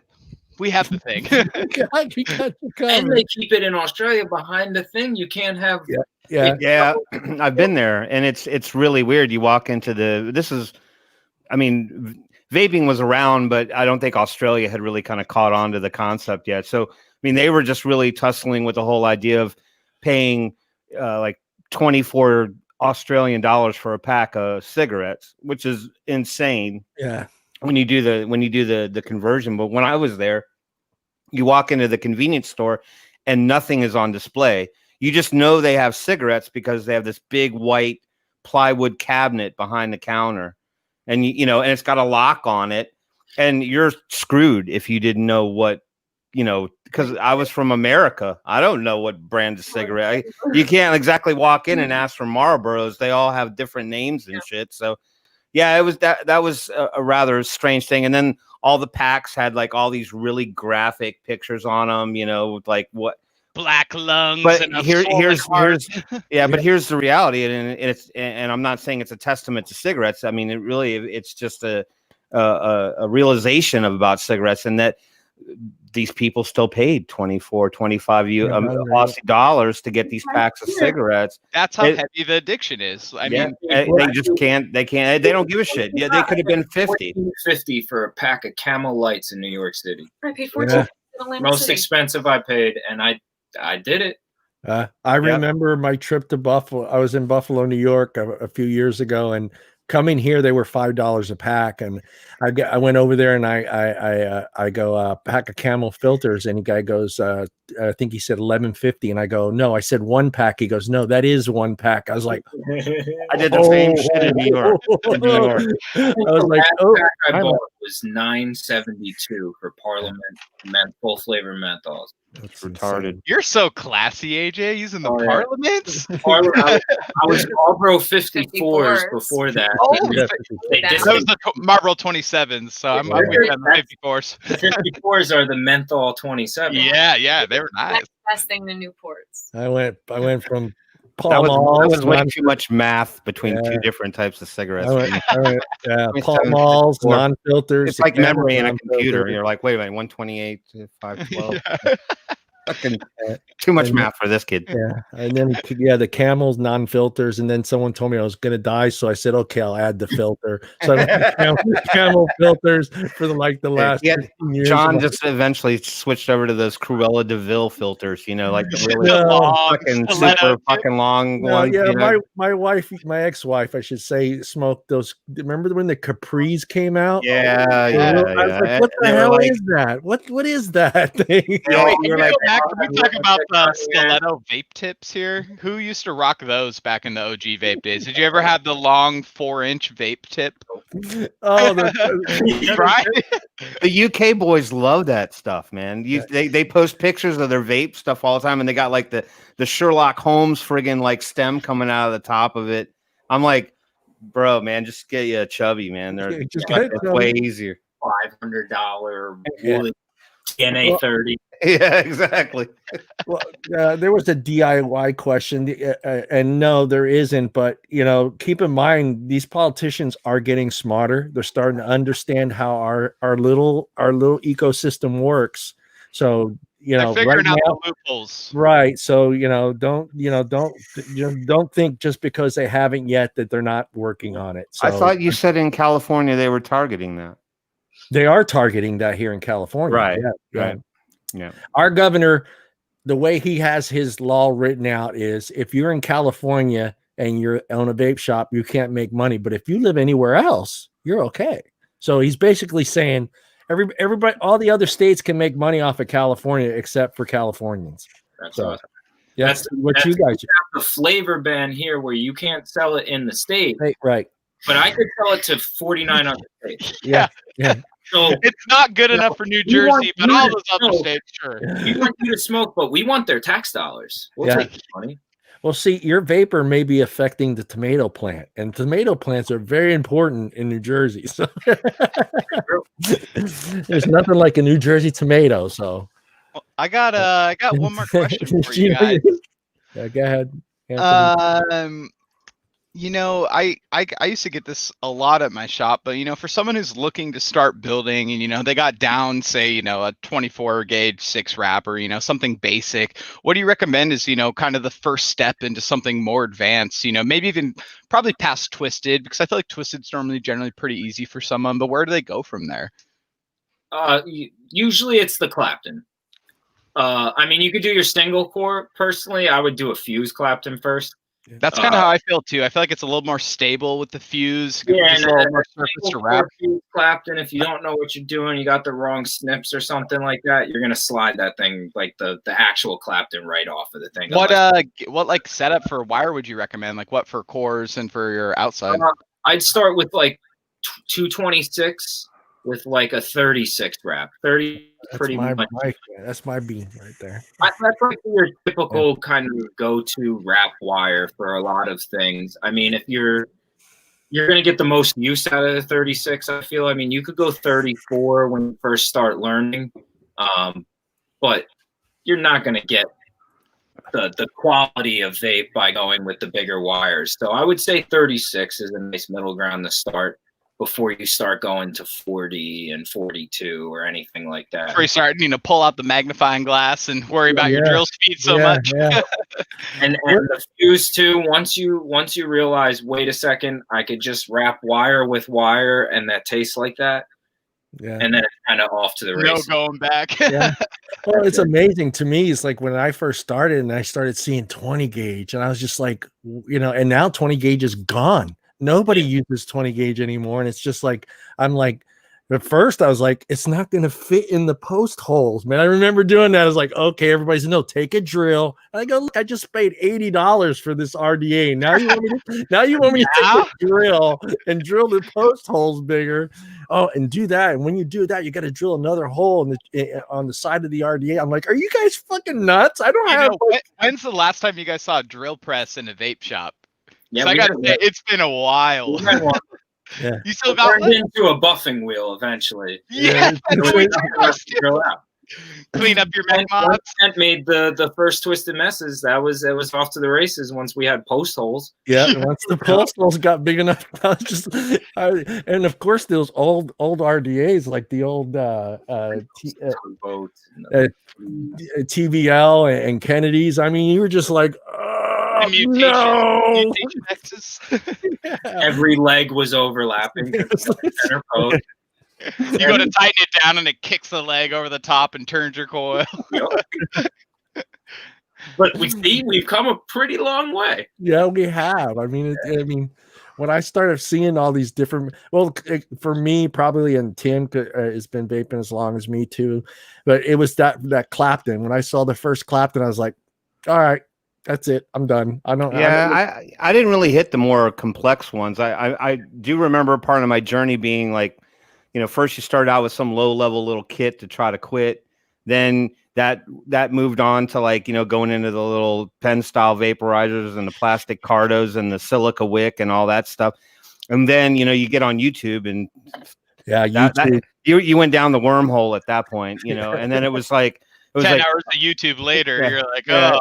It was like, there's these things called a K-Fun, and you can put your own coil in it. Nah, that's too complicated. I'm not doing that. And like 3 days later, you got like a roll of wire showing up at your house, and you're bending shit around a screwdriver to figure it all out. You're like I thought I told myself I wasn't gonna do this crap, but let's keep going, and then it kind of went from there. So now Alien Clapton guy. Yeah, aliens and Clapton. I'm not a mesh kid. The thing, like the really fancy coils you see, like they're nice. Some of them vape good, some of them vape great. Yeah. They're just not good. Juggernaut coil looks amazing. Never vaped good. It's like the ribbon Suka, like the alien Sukas. Yeah. You're like, oh wow, they look so nice. I think vape looks so bad. They just so much more mass that he does. In your mouth. Yeah, and they spit so much. So, a lot of people that I try to tell them that too. Like sometimes simple is better when it comes to this. Yeah. Like complex coils are cool, they look pretty, but I'm telling you, time I'm put into. If I had to pick one coil that was like, all right, Anthony, you can only vape one coil. It needs to be multi-use across all your stuff. It's gonna be a 26 gauge fused or regular Clapton. That's what it's gonna be. Let me ask you a question, AJ. Have you ever had to look at a customer, or say in the beginning when you were building your coils, and did you ever have to ask them, look, buddy, are you going to vape this or take pictures of it? Yeah. Usually the first question is like, well, what mod are you going to put this on? You tell me like, oh, I'm just going to put it on my Manhattan. I'm going to be like, no. I love when they just come in the shop and they're like, yeah, so I just saw this, coil on YouTube or Instagram. Like, you think you could whip that up for me? And it's just like, whip it up. Okay, for one, you're on a 22 millimeter RDA. Like, this is not possible. Like, that's 2 posts. You're on a 3 post. I can't even get the lead inside the post hole. Like, people coming in when the rig pig first came out. Oh God! Yeah. And if you didn't have a rig mod to screw the thing, you had to pulse it on the series box. That's the sketchiest thing in the world. 22 millimeter 3 post with these big coils. You're like, oh, I'm gonna melt these. I'm gonna you're the fear to touch the power button. It's just like the guy will come in like, listen, if I blow myself up, like it's on me, I promise. And you're like, fine. I don't like that. No, it's not fine. Okay. Or they come in, they want you to build the coils, and you're like, okay, and it makes sense what they want, but then you take out their battery to like maybe build on their mod or something. They pull out their battery, and you're like, whoa, okay. All right. Sit down, class. We're gonna have a lesson today about battery wraps. Battery wraps, types of batteries. It's crazy. That lady that lit her pocketbook on fire in the mall had a battery that looked just like this. This one right here. We always had I had a guy, he built box mods, and so as he was building them, he was like, I got kind of bored and I wanted to short one out and just to see how it would go or whatever. So basically, he's a mod builder. I mean, he knew what he was doing at the time and stuff. So he like set up outside and like, triggered it from afar and blew up these batteries. So I had like 2 nuked batteries, just full thermal meltdowns. And people bring in batteries and I just pull it out and just go, do you want this to happen in your pocket? And like, if you see a thermal melted down battery, like, that's it. You don't want that to happen in your pocket. One fake battery at the shop go off, and dude, from that day on, you're like, I never want that to happen again. Don't think about it. Those pinwheel fireworks? Yeah. 2 of them came out of the top and the bottom of this battery and went right through the mod, and we were like, all right, like, these batteries for now on. If it goes up ever again, that's it. Done. Well, AJ and Elena, we want to thank you guys for joining us tonight. Got any last words you guys want to throw out there? I got all your links. Yeah, Got- plug us. Plug.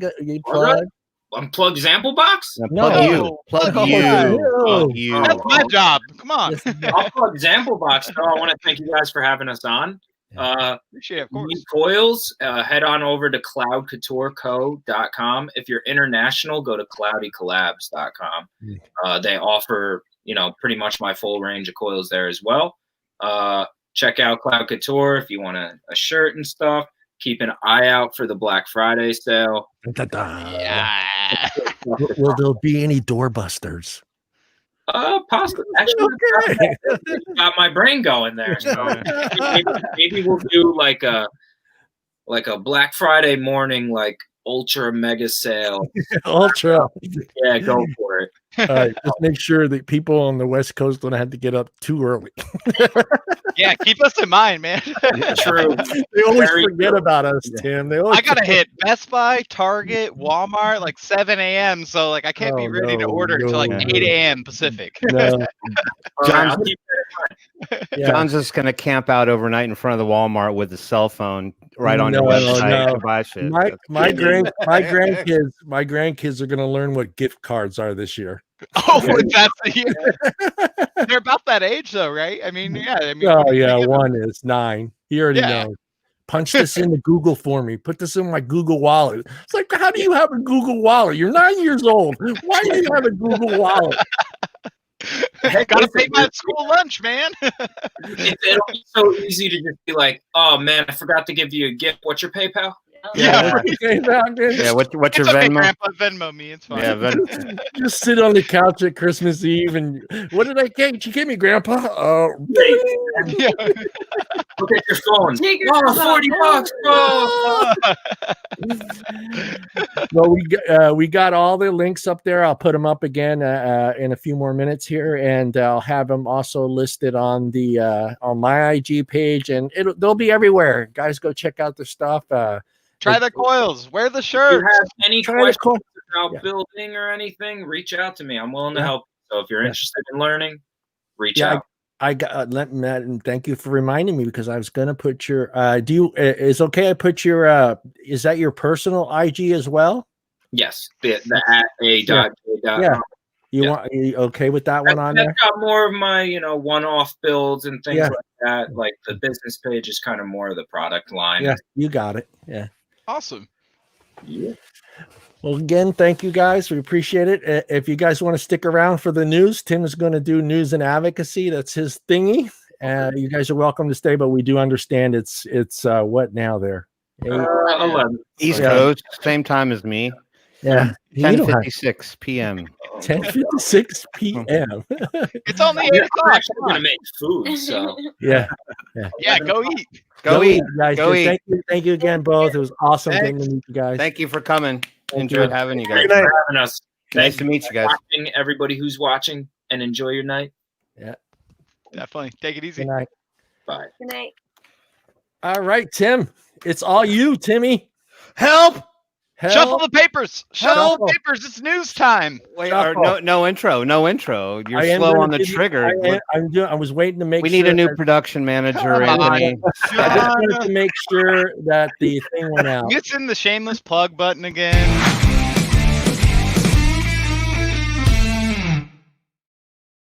And let me Hey, let me all do right, it we're right. going. We're Let going me with do the it. news. So Let I'm me gonna do- try to.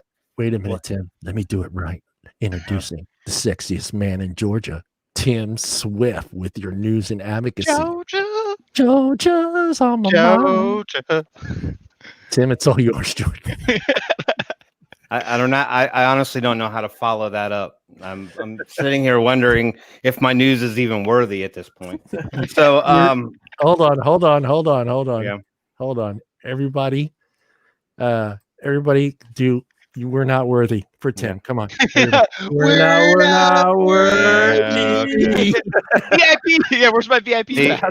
and the sad part about all this is I don't have an ego, so it affected nothing. Yeah. He smiled. Okay. He smiled. I'm Smile. counting it. I got you to smile, Tim. All right, fine. Yeah, thanks. Yeah. There you go. All right.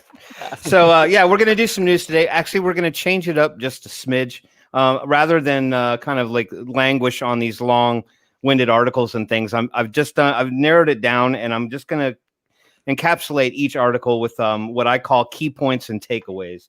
So there's my corporate buzz terms for the day. So take key points and takeaways. Yeah, exactly. So I mean, these are reused. So I'm going to share my screen real quick, and then John, if you want to switch me over, we can just all of us can be here for this. Yep. It's near the end of the show. Take us to Newstown. Right. Okay. And so everyone will be excited on this one because it has visual aids. Woo.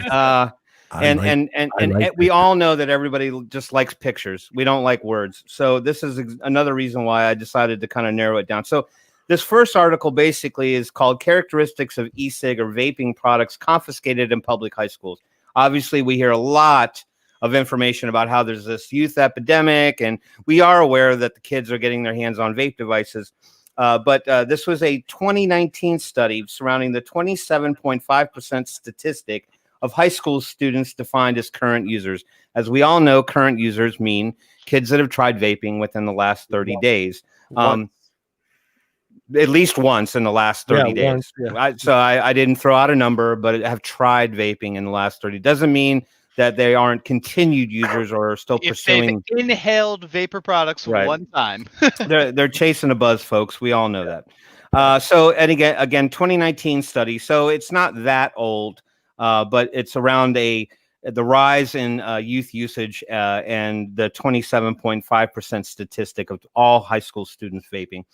The claim was made in the article that the teen usage was relative to the popularity of pod mod style devices coming out onto the market. So that is their claim. I probably would lean to say that there's some truth there, just because they're small, concealable devices, easier to get their hands on more than likely. Juul was reported as being 59.1% the majority of the device used. So that's really the war that we fight, and why a lot of us have kind of a sour taste in our mouth about Juul, because when they talk about the vaping issue, we know it to be mostly about Juul. Now, all those vapes were confiscated from a school, yeah? Yeah. So I'm gonna get to those details surrounding the fancy picture. As a matter of fact, I'll even help by making the picture a little bit bigger. Although I do have to drag around. We can go ahead and review exactly what's in the picture. I think almost everybody on here now. Please don't clap your hands. Don't get excited about these kids and the brands that they use. You should be concerned about stuff like this. So everyone's going to recognize a lot of the stuff that's in here. Pod mods. A lot of Juul. Isn't that one in the middle? Isn't that the one that belongs to? Well, there's a Soaring Drop, and then there's that the Soaring Drop. Yeah, I'm surprised to see that Smoke one. badge. Yeah. So let's I'll get to why you're seeing the conglomeration that you're seeing. So the CDC conducted an environmental assessment in California and North Carolina in March and May of last year.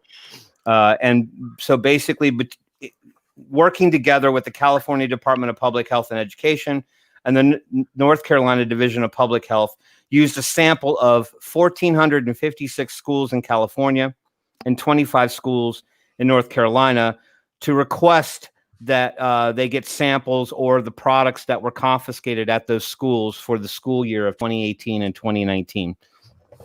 So that's basically what you're starting to see is a buildup. These were devices that were taken away from kids during the day or caught vaping on school grounds. Now, it looks like there's a bunch of like 420 stuff in there. Yeah, and we're going to get to that, and that'll be highlighted, right? So what Anthony's talking about is the stuff down in here. Yeah. A lot of the pen style vaporizers are typically used with Cardos. These things here to vape THC vapes. That's your most common usage. Most of us on this panel were done with these years ago. They just weren't powerful enough to really do anything in terms of the advancement in vaping and the milligram e-liquids that we were using. But those are prevalent. So you'll probably see some common types in here, ego style and all that stuff. But let's get into the soup to nuts about it, the meat and potatoes, as they say. So 16 California schools responded out of 1,456. So response rates were very low from in both cases, which it was only 1% of the total number of schools polled that could send in samples or respond in general. And only 9 of the 25 in North Carolina responded to the request. Here's the bottom line numbers. Overall, 233 devices and 343 e-liquid cartridges were collected in California, 176 devices and 267 e-liquid carts in North Carolina. Of that conglomerate, pod mods were obviously the most popular device that was confiscated. So what you're not seeing are box mods. There's a few in there. If you look around over here on the left-hand side, you'll see a few box mods. Yeah, there's a couple in there. So, some of the sub-ohm tanks, but these were clearly the more popular ones that were confiscated for obvious reasons, right? They're small. You can stick them in your pocket, stealth vape. Not a lot of cloud. Yeah, exactly. So MTL type pod mod devices. And the top 3, ding, ding, ding, were Juul, Smoke, and Saurin or Suorin, or however you want to talk. Those were the top 3 that were collected out of that particular group. And the reason why you're seeing so many of these particular things is they actually looked at different demographics around the results. And one of the things that was prevalent on the list was that the collection style could have been related to whether or not marijuana was illegal or legal in that particular state. So at the time this collection was done, and currently the same laws still apply, is that medical marijuana is legal in California for anyone 21 years of age or older. And in North Carolina, marijuana usage is completely illegal. So the assumption based on the collection was that a lot of these pod devices outside of, say, Juul, some of these like the Saurin, I believe this is also a Saurin device. Is it not? I think. Yeah, those are Sorin Air. Yeah, the Airs. Yeah. A lot of those pod mod styles were coming with the ability to refill those cartridges. And so what kids were doing is they were potentially putting THC vapes inside those devices and not actually vaping e-liquid. However, the takeaway from this particular study is that there were limitations based on the response rate being low. Not all devices were retained, meaning that they were confiscated, but before they were asked for samples, they had thrown them away.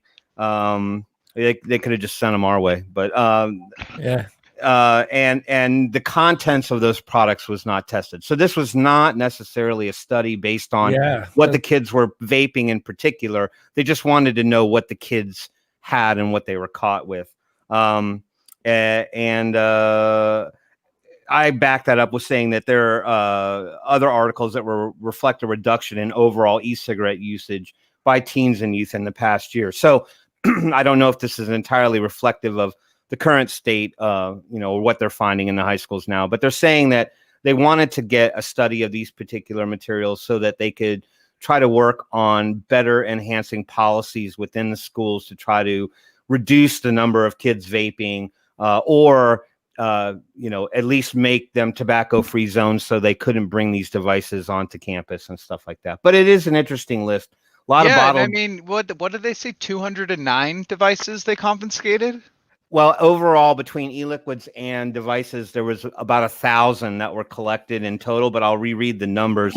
Is that in the California schools, 233 devices were collected, and 343 e-liquid cartridges were collected. So they weren't finding a lot of mass around bottles of juice, but what they were finding is boatloads of these. Because as I understand it, in the school systems, it may not necessarily be that the kids are buying these at convenience stores, online, or what have you. But a friend, a brother, someone. Well, actually, it goes beyond that, and that, in fact, that you can go out on other websites like Wish or Alibaba, and you can get the universal pods that fit into the Juul devices that come refillable, and that the kids at school are putting whatever in them, and then they sell them to each other for about $5 a pop. Well, and I think it's frustrating alone that they even have I mean, that's like 50, 60 THC pod, Yeah, THC dude. vaporizers. So this number is skewed alone, but for them to classify these as nicotine vapor products, Right. those aren't nicotine vapor products. You know, Right. those are for those aren't even vape. for It's vape. yeah. Well, technically, it kind of on a side tangent of that, what they do is they kind of like intend to use. So you can intend to use that for anything. It's kind of what that comes down to. As much as I don't agree with that, because I do not. These should actually be segregated out separately. But since they can't really verify what's in those things, Yeah, and we 'cause do, I mean, intent to use. I mean, that's like they catch a kid with a lighter at school, and now they're trying to say he's attempting arson. Like, that's a stretch, man. Right. it is. But we were, and they said another one of the reasons why that they had an issue identifying things is that they're not able to keep up with the technology. They don't. It moves so quickly that a lot of the devices that the kids might have may not be identifiable by school officials because they think it's a flash drive or they think that it's something that isn't problematic. So they might see it, but they don't really know that it's a vape device. So really, there's a big gap in what the schools are aware of, what they use them for. I mean, granted, we were all kids and crafty. I mean, I don't know if I don't know if I want to walk around with a pen style vaporizer. It looks a little too obvious. So but I mean, those pen style vaporizers, you could definitely, puff on that in class. I mean, I was a smoker when I was in high school, and we might have snuck and smoked in the parking lot or behind some portables or something. But to imagine like I'm gonna sneak this in class is a whole new. But but it's clearly obvious that we all kind of know what these are used for, especially ones like this. I mean, these are not devices that the majority of us have ever carried in like the last 5 years, at least 5-6 years. I mean, this was stuff that we were playing with way back in the day. Shop carries those batteries for older people that don't want to transition. They're like, literally, I will not switch. I know how to use this pen battery, and I won't switch. I'm just gonna get this. Look at these things right here. I mean, I think these are chargers. Yeah. So what's this right here? What's this thing? That's a pack of Juul pods and like a pack of knockoff Juul pods. I was going to say the knockoffs are probably pretty popular. Okay, so the blue one on your left there, that's Eon Smoke. Yeah. Their brand? Which actually, I think Eon Smoke, I think they got a cease and desist from Juul. They did. Well, no, they got a cease and desist from the FDA. That's right. Yeah. That was it was pretty recent. That was only in the past couple of months they got that. Like last 6 months ago, Yeah. So interesting article. This is just to kind of give you a snapshot of what the school officials are seeing passing. Yeah, and if you have schools. kids, these are the devices to look for. These are going to be the main ones.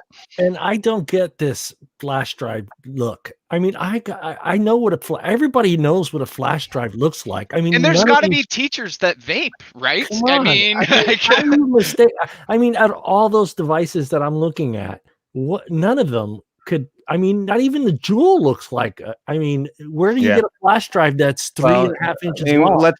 But let's be realistic, right? I mean, it's all about portability and convenience. I mean, hell, and what the teachers see, they're only getting the information from online and the media, which is skewing us. And they don't really know what to look for. Yeah. Right. And I mean, somebody did create the vape hoodie. So I mean, if we're gonna go that far, that's also that. But that was made for the THC pens. It wasn't even made for nicotine ones. Yeah. The only thing I can think of on there that looks like some sort of like thumb drive would be the charger for the Juul pods. The Novo, maybe that thing's huge. Right, but the thing is though with the Juul pods is that if you have that upside down where you don't see the two little charge ports on it, you can just walk by and glance by and like you would think it's like a little flash drive. Like I've got a few around here that look really different, but that's one thing I can see that I can even correlate to being even close to looking like a flash drive at a glance. Well, if I'm a teacher and I confiscate one of those and I think it's a flash drive, as a teacher, my curiosity would be to plug it in. just to see what's on this. Every IT person just cringed. You just uploaded a whole virus to the server. But it's obvious that it is something that's out there, because I've seen a video on YouTube specifically where people were playing a prank on their friends and they had an actual flash drive And they were handing it to them like at a club or a bar, and they were pulling on it. To be they fair, thought those yeah. people were pretty wasted. Yeah. Yeah. All the videos, those guys are a Yeah. couple sheets to the wind. Yeah.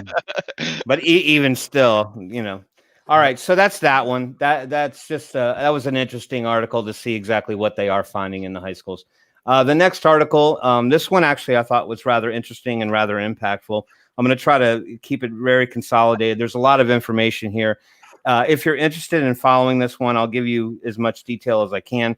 But this one is from the Cochrane Library, and it's a study of electronic cigarettes for smoking cessation. So I thought that I would start first by highlighting, who is the Cochrane group? Who is Cochrane, and what do they do out there in the nether? And basically, they're based in London. They're made up of members and supporters of over 130 countries, including researchers, health professionals, patients, and carers passionate about improving health outcomes for all everywhere. So they don't really keep themselves isolated to one particular demographic. They're looking at all different. They don't just study vaping. They look at health applications across the board. But basically, they're just trying to gather studies to try to help people with health and healthcare all over the world. They do not accept commercial or conflicted funding. I think that's crucial. So they're not funded by lobbyists or interest groups per se. So they don't take money from. They're in London, so they may or may not. You could say, oh well, they're taking government money to do these studies.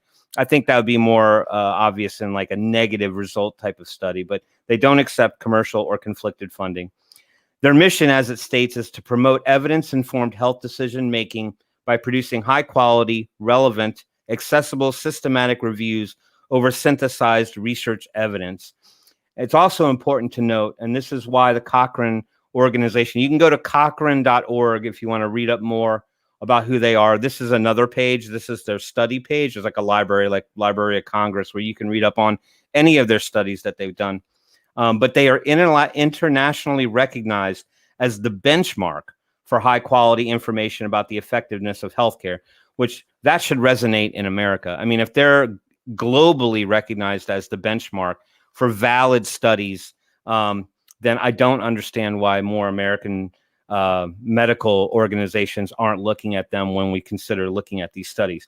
So the key points of this particular study, it's rather long. And if you want to go over to CochraneLibrary.com, you can read up on this one. I think if you just search vaping, it'll probably come up. They do put it in layman's terms for you at the bottom. So if you don't want to read the fancy crap, you can go down here and read the layman's terms, easy reading section. So the key points of this one, where the objective of the study was to evaluate the effect and safety of electronic cigarettes, which I will now further refer to as ECs. ECs. Buzzwords. Yeah, exactly. Well, so my tongue doesn't get as tied. To help people achieve long-term smoking abstinence. Results are an update to a review that was first published in 2014. So smoking abstinence to them is somebody defined as having quit cigarettes for 6 months or more. 6 months or more. Right.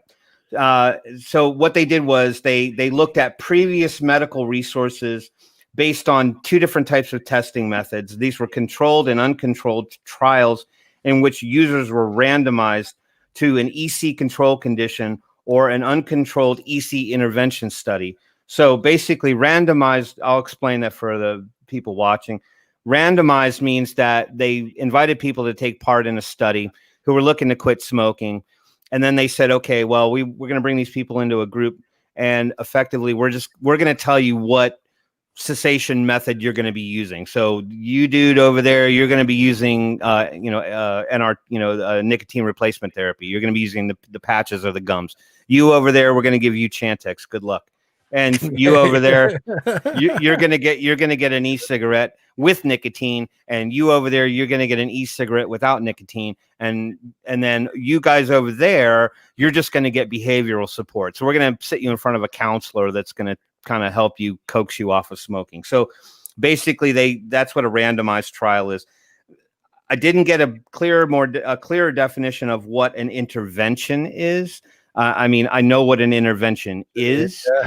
So I don't know if these people were hogtied, put in straitjackets, dragged into a lab, and then forced to smoke to vape or coax to vape and see if they could get them off of cigarettes.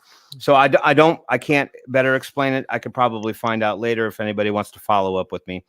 So the studies used had to report, and the studies that they used, let me clarify, they basically went across the board. They used different medical journals, medical organizations who all did independent studies of smoking for vaping, for abstinence, for smoking. So they used all those different resources to pull in their data. And the studies used had to report abstinence from cigarettes at 6 months or longer. I sound like I'm from Jersey. Longer. I sound like I'm from New York there. Yeah, 6 months or longer, or data on adverse events or other markers of safety at 1 week or longer. Let me explain what adverse events are. Adverse events are people who tried vaping and then had unwanted effects like sore throat, mouth pain, coughing, sensitivity, or something weird. Anything like that. So anything that could impact them from, they wanted to study that and see if that was actually relative to any of the different styles of smoking cessation. The primary measure for abstinence was abstinence from smoking. It was a 6-month follow-up and serious adverse events. That was their primary study. They really weren't looking at health conditions or effects to someone's health. So that's not really called out in this article. So you're not going to probably read a whole lot of stuff here that talks about whether or not their breathing got better or, they reversed the effects of COPD or anything like that. That was a secondary outcome that they were looking at, but it's not really detailed at all. They were mostly looking at a plain study, and that is if people started vaping, could they quit smoking? That's really the primary study here. So 50 complete studies were used, representing 12,430 participants, of which 26 studies were randomized controlled trials, and varying ranks of bias were included. So of those 50 complete studies, 4 of those studies had a very low chance of bias involved. 37 of them were considered to be high level of bias, and then the remainder were left unclear. So 37 studies that had a high chance of bias. I'm unclear on exactly what they were targeting in that particular thing, but that could impact a study if there's bias involved. Yeah. And that could mean people with bad information about vaping and stuff like that. Yeah, so basically we don't know if it's pro bias or anti-bias, but it's some kind of bias. Right. And there was a high probability of that impacting that particular study. The randomized control trials provide best evidence as methods for cessation are determined at random. So I'm explaining it again. But here's the important point, is that quit rates were higher in those randomized trials to nicotine ECs versus. Sorry, let me reread that. I was making notes here. These are cliff notes. Quit rates were higher in those randomized to nicotine e-cigarettes versus those randomized to NRT or nicotine-free e-cigarettes. So basically, the success rate was higher with people who vape to quit smoking than people who use patches, gums, lozenges, Chantix, what have you. So that was a wonderful result. So basically, in a nutshell, for every 10 in 100, those people were using electronic cigarettes for success. 6 out of 10 were for NRTs and 4 for no support. That basically means counseling or just going cold turkey. Cold turkey, yeah.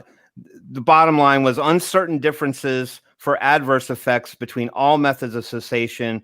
There was uncertain differences. So what they couldn't pin down was that any one of those particular items that were used for cessation actually led to the adverse effects. They could not specifically say that it was e-cigarettes that caused the majority of the people to have unwanted effects. It could have come from anywhere. They didn't see any particular spike in one area. And again, adverse effects include throat, mouth irritation, headache, cough, and nausea. But in all of those cases, the effects were reduced over time after prolonged use of electronic cigarettes. So in the case of electronic cigarettes, they might have experienced it at first, but then eventually those symptoms went away. And so the key takeaways that we can pull from this are winner, winner, chicken dinner. Vaping works. No, Yep. I did that was Big not my surprise. note. Was not my note. Results support the idea that electronic cigarettes are more successful than NRTs when it comes to abstinence for at least 6 months. Because we hear all the time about people that tried all that other stuff and they went back to smoking. Yeah. ECs appear to be more effective than no support or behavioral support alone, and it's unclear if they are solely responsible for the unwanted effects.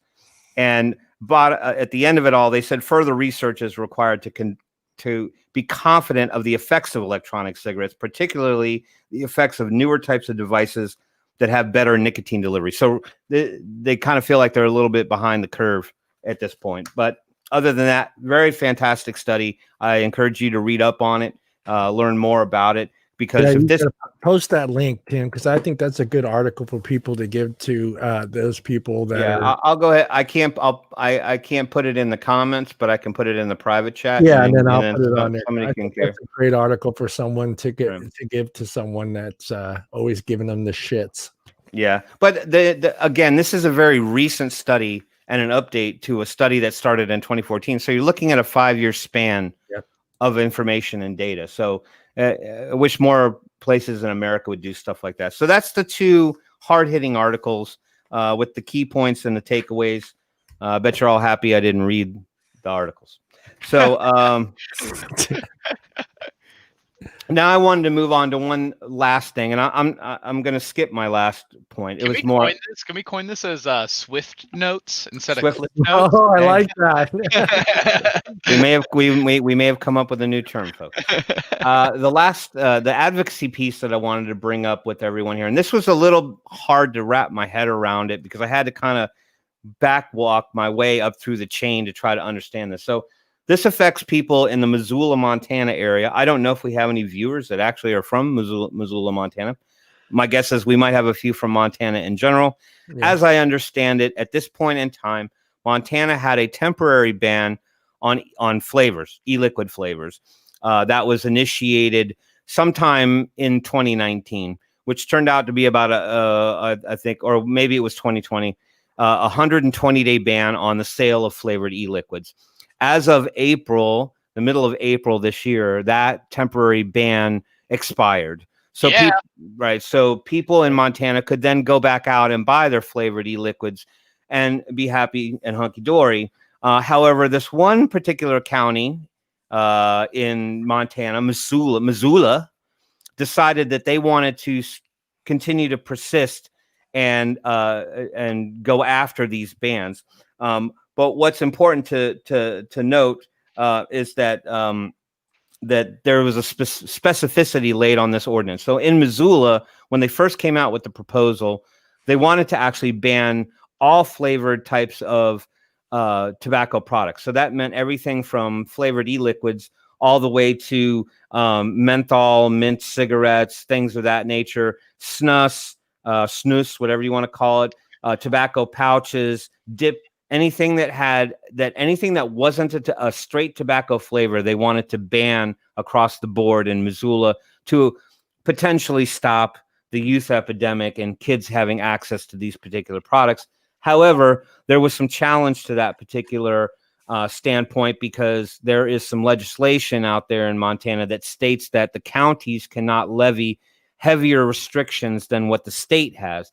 So, as it were, the state had already expired their flavor ban. They didn't have any other particular bans on flavored type products. So that was basically legally challenged, or they took note that they could be challenged in court. So they've gone through 2 amendments. This all started in October. They've had 2 amendments since then. And at this point, basically, they're going back to the table on November 23rd for a final hearing with the final amendment that basically says, okay, we're not going to ban all the flavored tobacco products like cigarettes, snus, pouches, dips. You can get that, no problem. You can go buy all your favorite cigarettes and your menthols and all that stuff. However, we're still going to put a ban on flavored e-liquids in the city of Missoula. That's ridiculous. Right. So it's also important to note too, and this is something that could be legally challenged because I really don't know how strict a county can be. But as of August, so this is pretty recent, the Montana Department of Health withdrew their flavor ban proposal after 20 Republican lawmakers opposed it. So right now, there is no ban or flavor ban proposal for the state of Montana. However, the city wants to initiate a flavor ban. I don't know what the outcome is going to be. My guess here too is that there may not be a comments period any longer. This is basically a final hearing. I encourage anybody in Montana who happens to be in that county to maybe challenge that and look into that. I could not find anything that stated when the hearing was and if you could comment. But yeah, so that could be challenged in a court of law, stating that the city is going to have more strict rules against vaping than the entire state. So that could work in your favor, but it's all about advocacy here, folks. So follow up on that. I encourage you. And that's it for the news today. That's the news. That's the news. And back to you, John. If you're from Jersey, you can add the Jersey accent to it. I don't know how to do one. Oh yeah, I don't want to butcher John. Back to you, John. John. All right, forget about it. Forget about it. We're gonna do our goodbyes, and we're gonna start this show with Tom. Tom's gonna go. Okay. If he just says bye, Tom, I'm gonna be so mad. Yeah. I picked him first. He can't say what Tim said. That's why I picked him first. I can say whatever I want. This is still America. America. Land of the free. America. Ish. Well, we are free-ish. I want to say Happy Veterans Day to all the veterans out there. Yeah, baby. Yeah. It is Veterans Day today. Thank you, dollars. It is.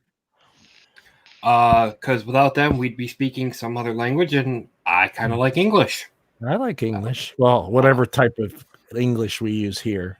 Yeah, let's not get into that. I want to thank our guests, the Hollands. Go check out their stuff. They have amazing coils, amazing products. And good night, everybody. My back hurts. My back hurts. Thank you, Tommy boy. Let's go to the man who is freezing his butt off in North Dakota.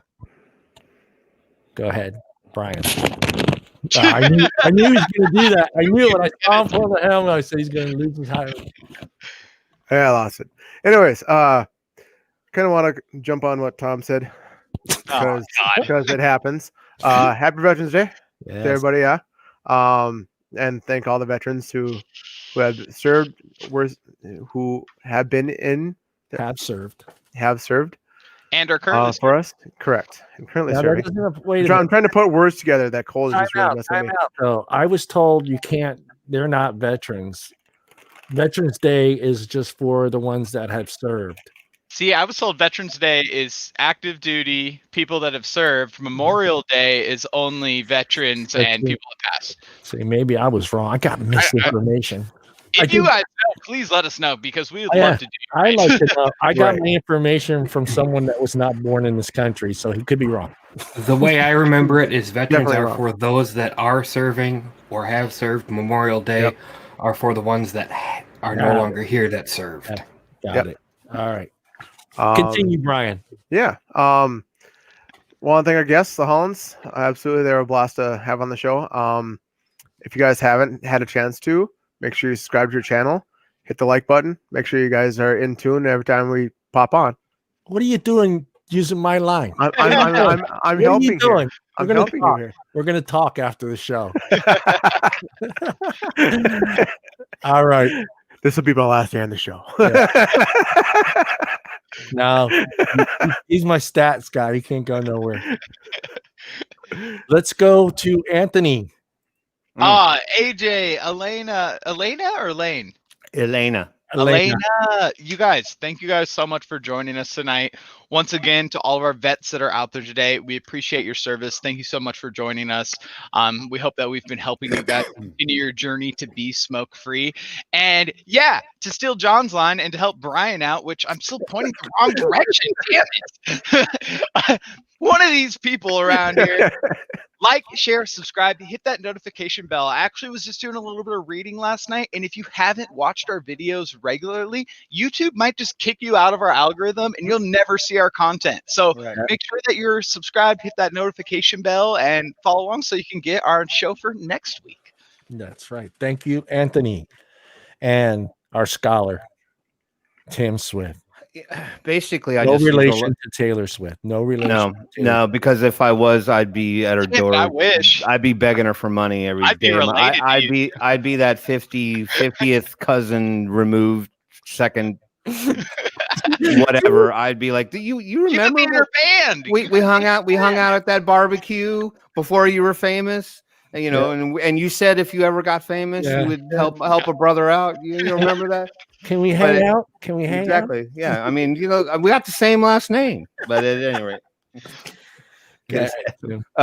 No, I just wanted to say thanks to the Hollands. Obviously, I want to say thank you to everybody that's on the panel that comes on here every week and makes it fun and provides the content for all of you people out here. Again, we are the community. We are you.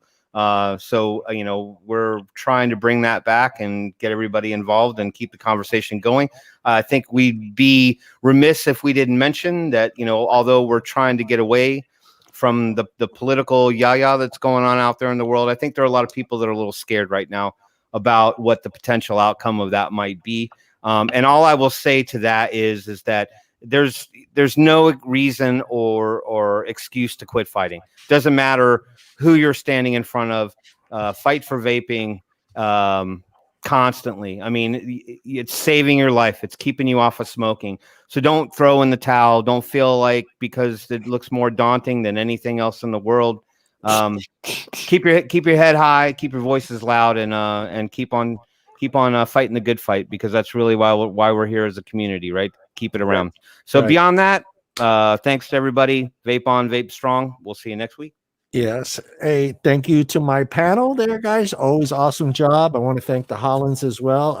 I've known Elena for quite some time from Instagram, and it's great to see her Instagram page and her husband's Instagram page and their business just flourish and grow. And it's awesome to see that. And thanks to all the veterans out there. And since my friend Brian and Anthony stole my line, I'm still going to say it. If you're new to the ZampleBox channel, hit the subscribe button, hit that little bell for notifications, and when new content is uploaded. Thank you for joining us tonight. We'll see everyone next Wednesday at 6 p.m. Pacific Standard Time, and Anthony will give you the other times. Go.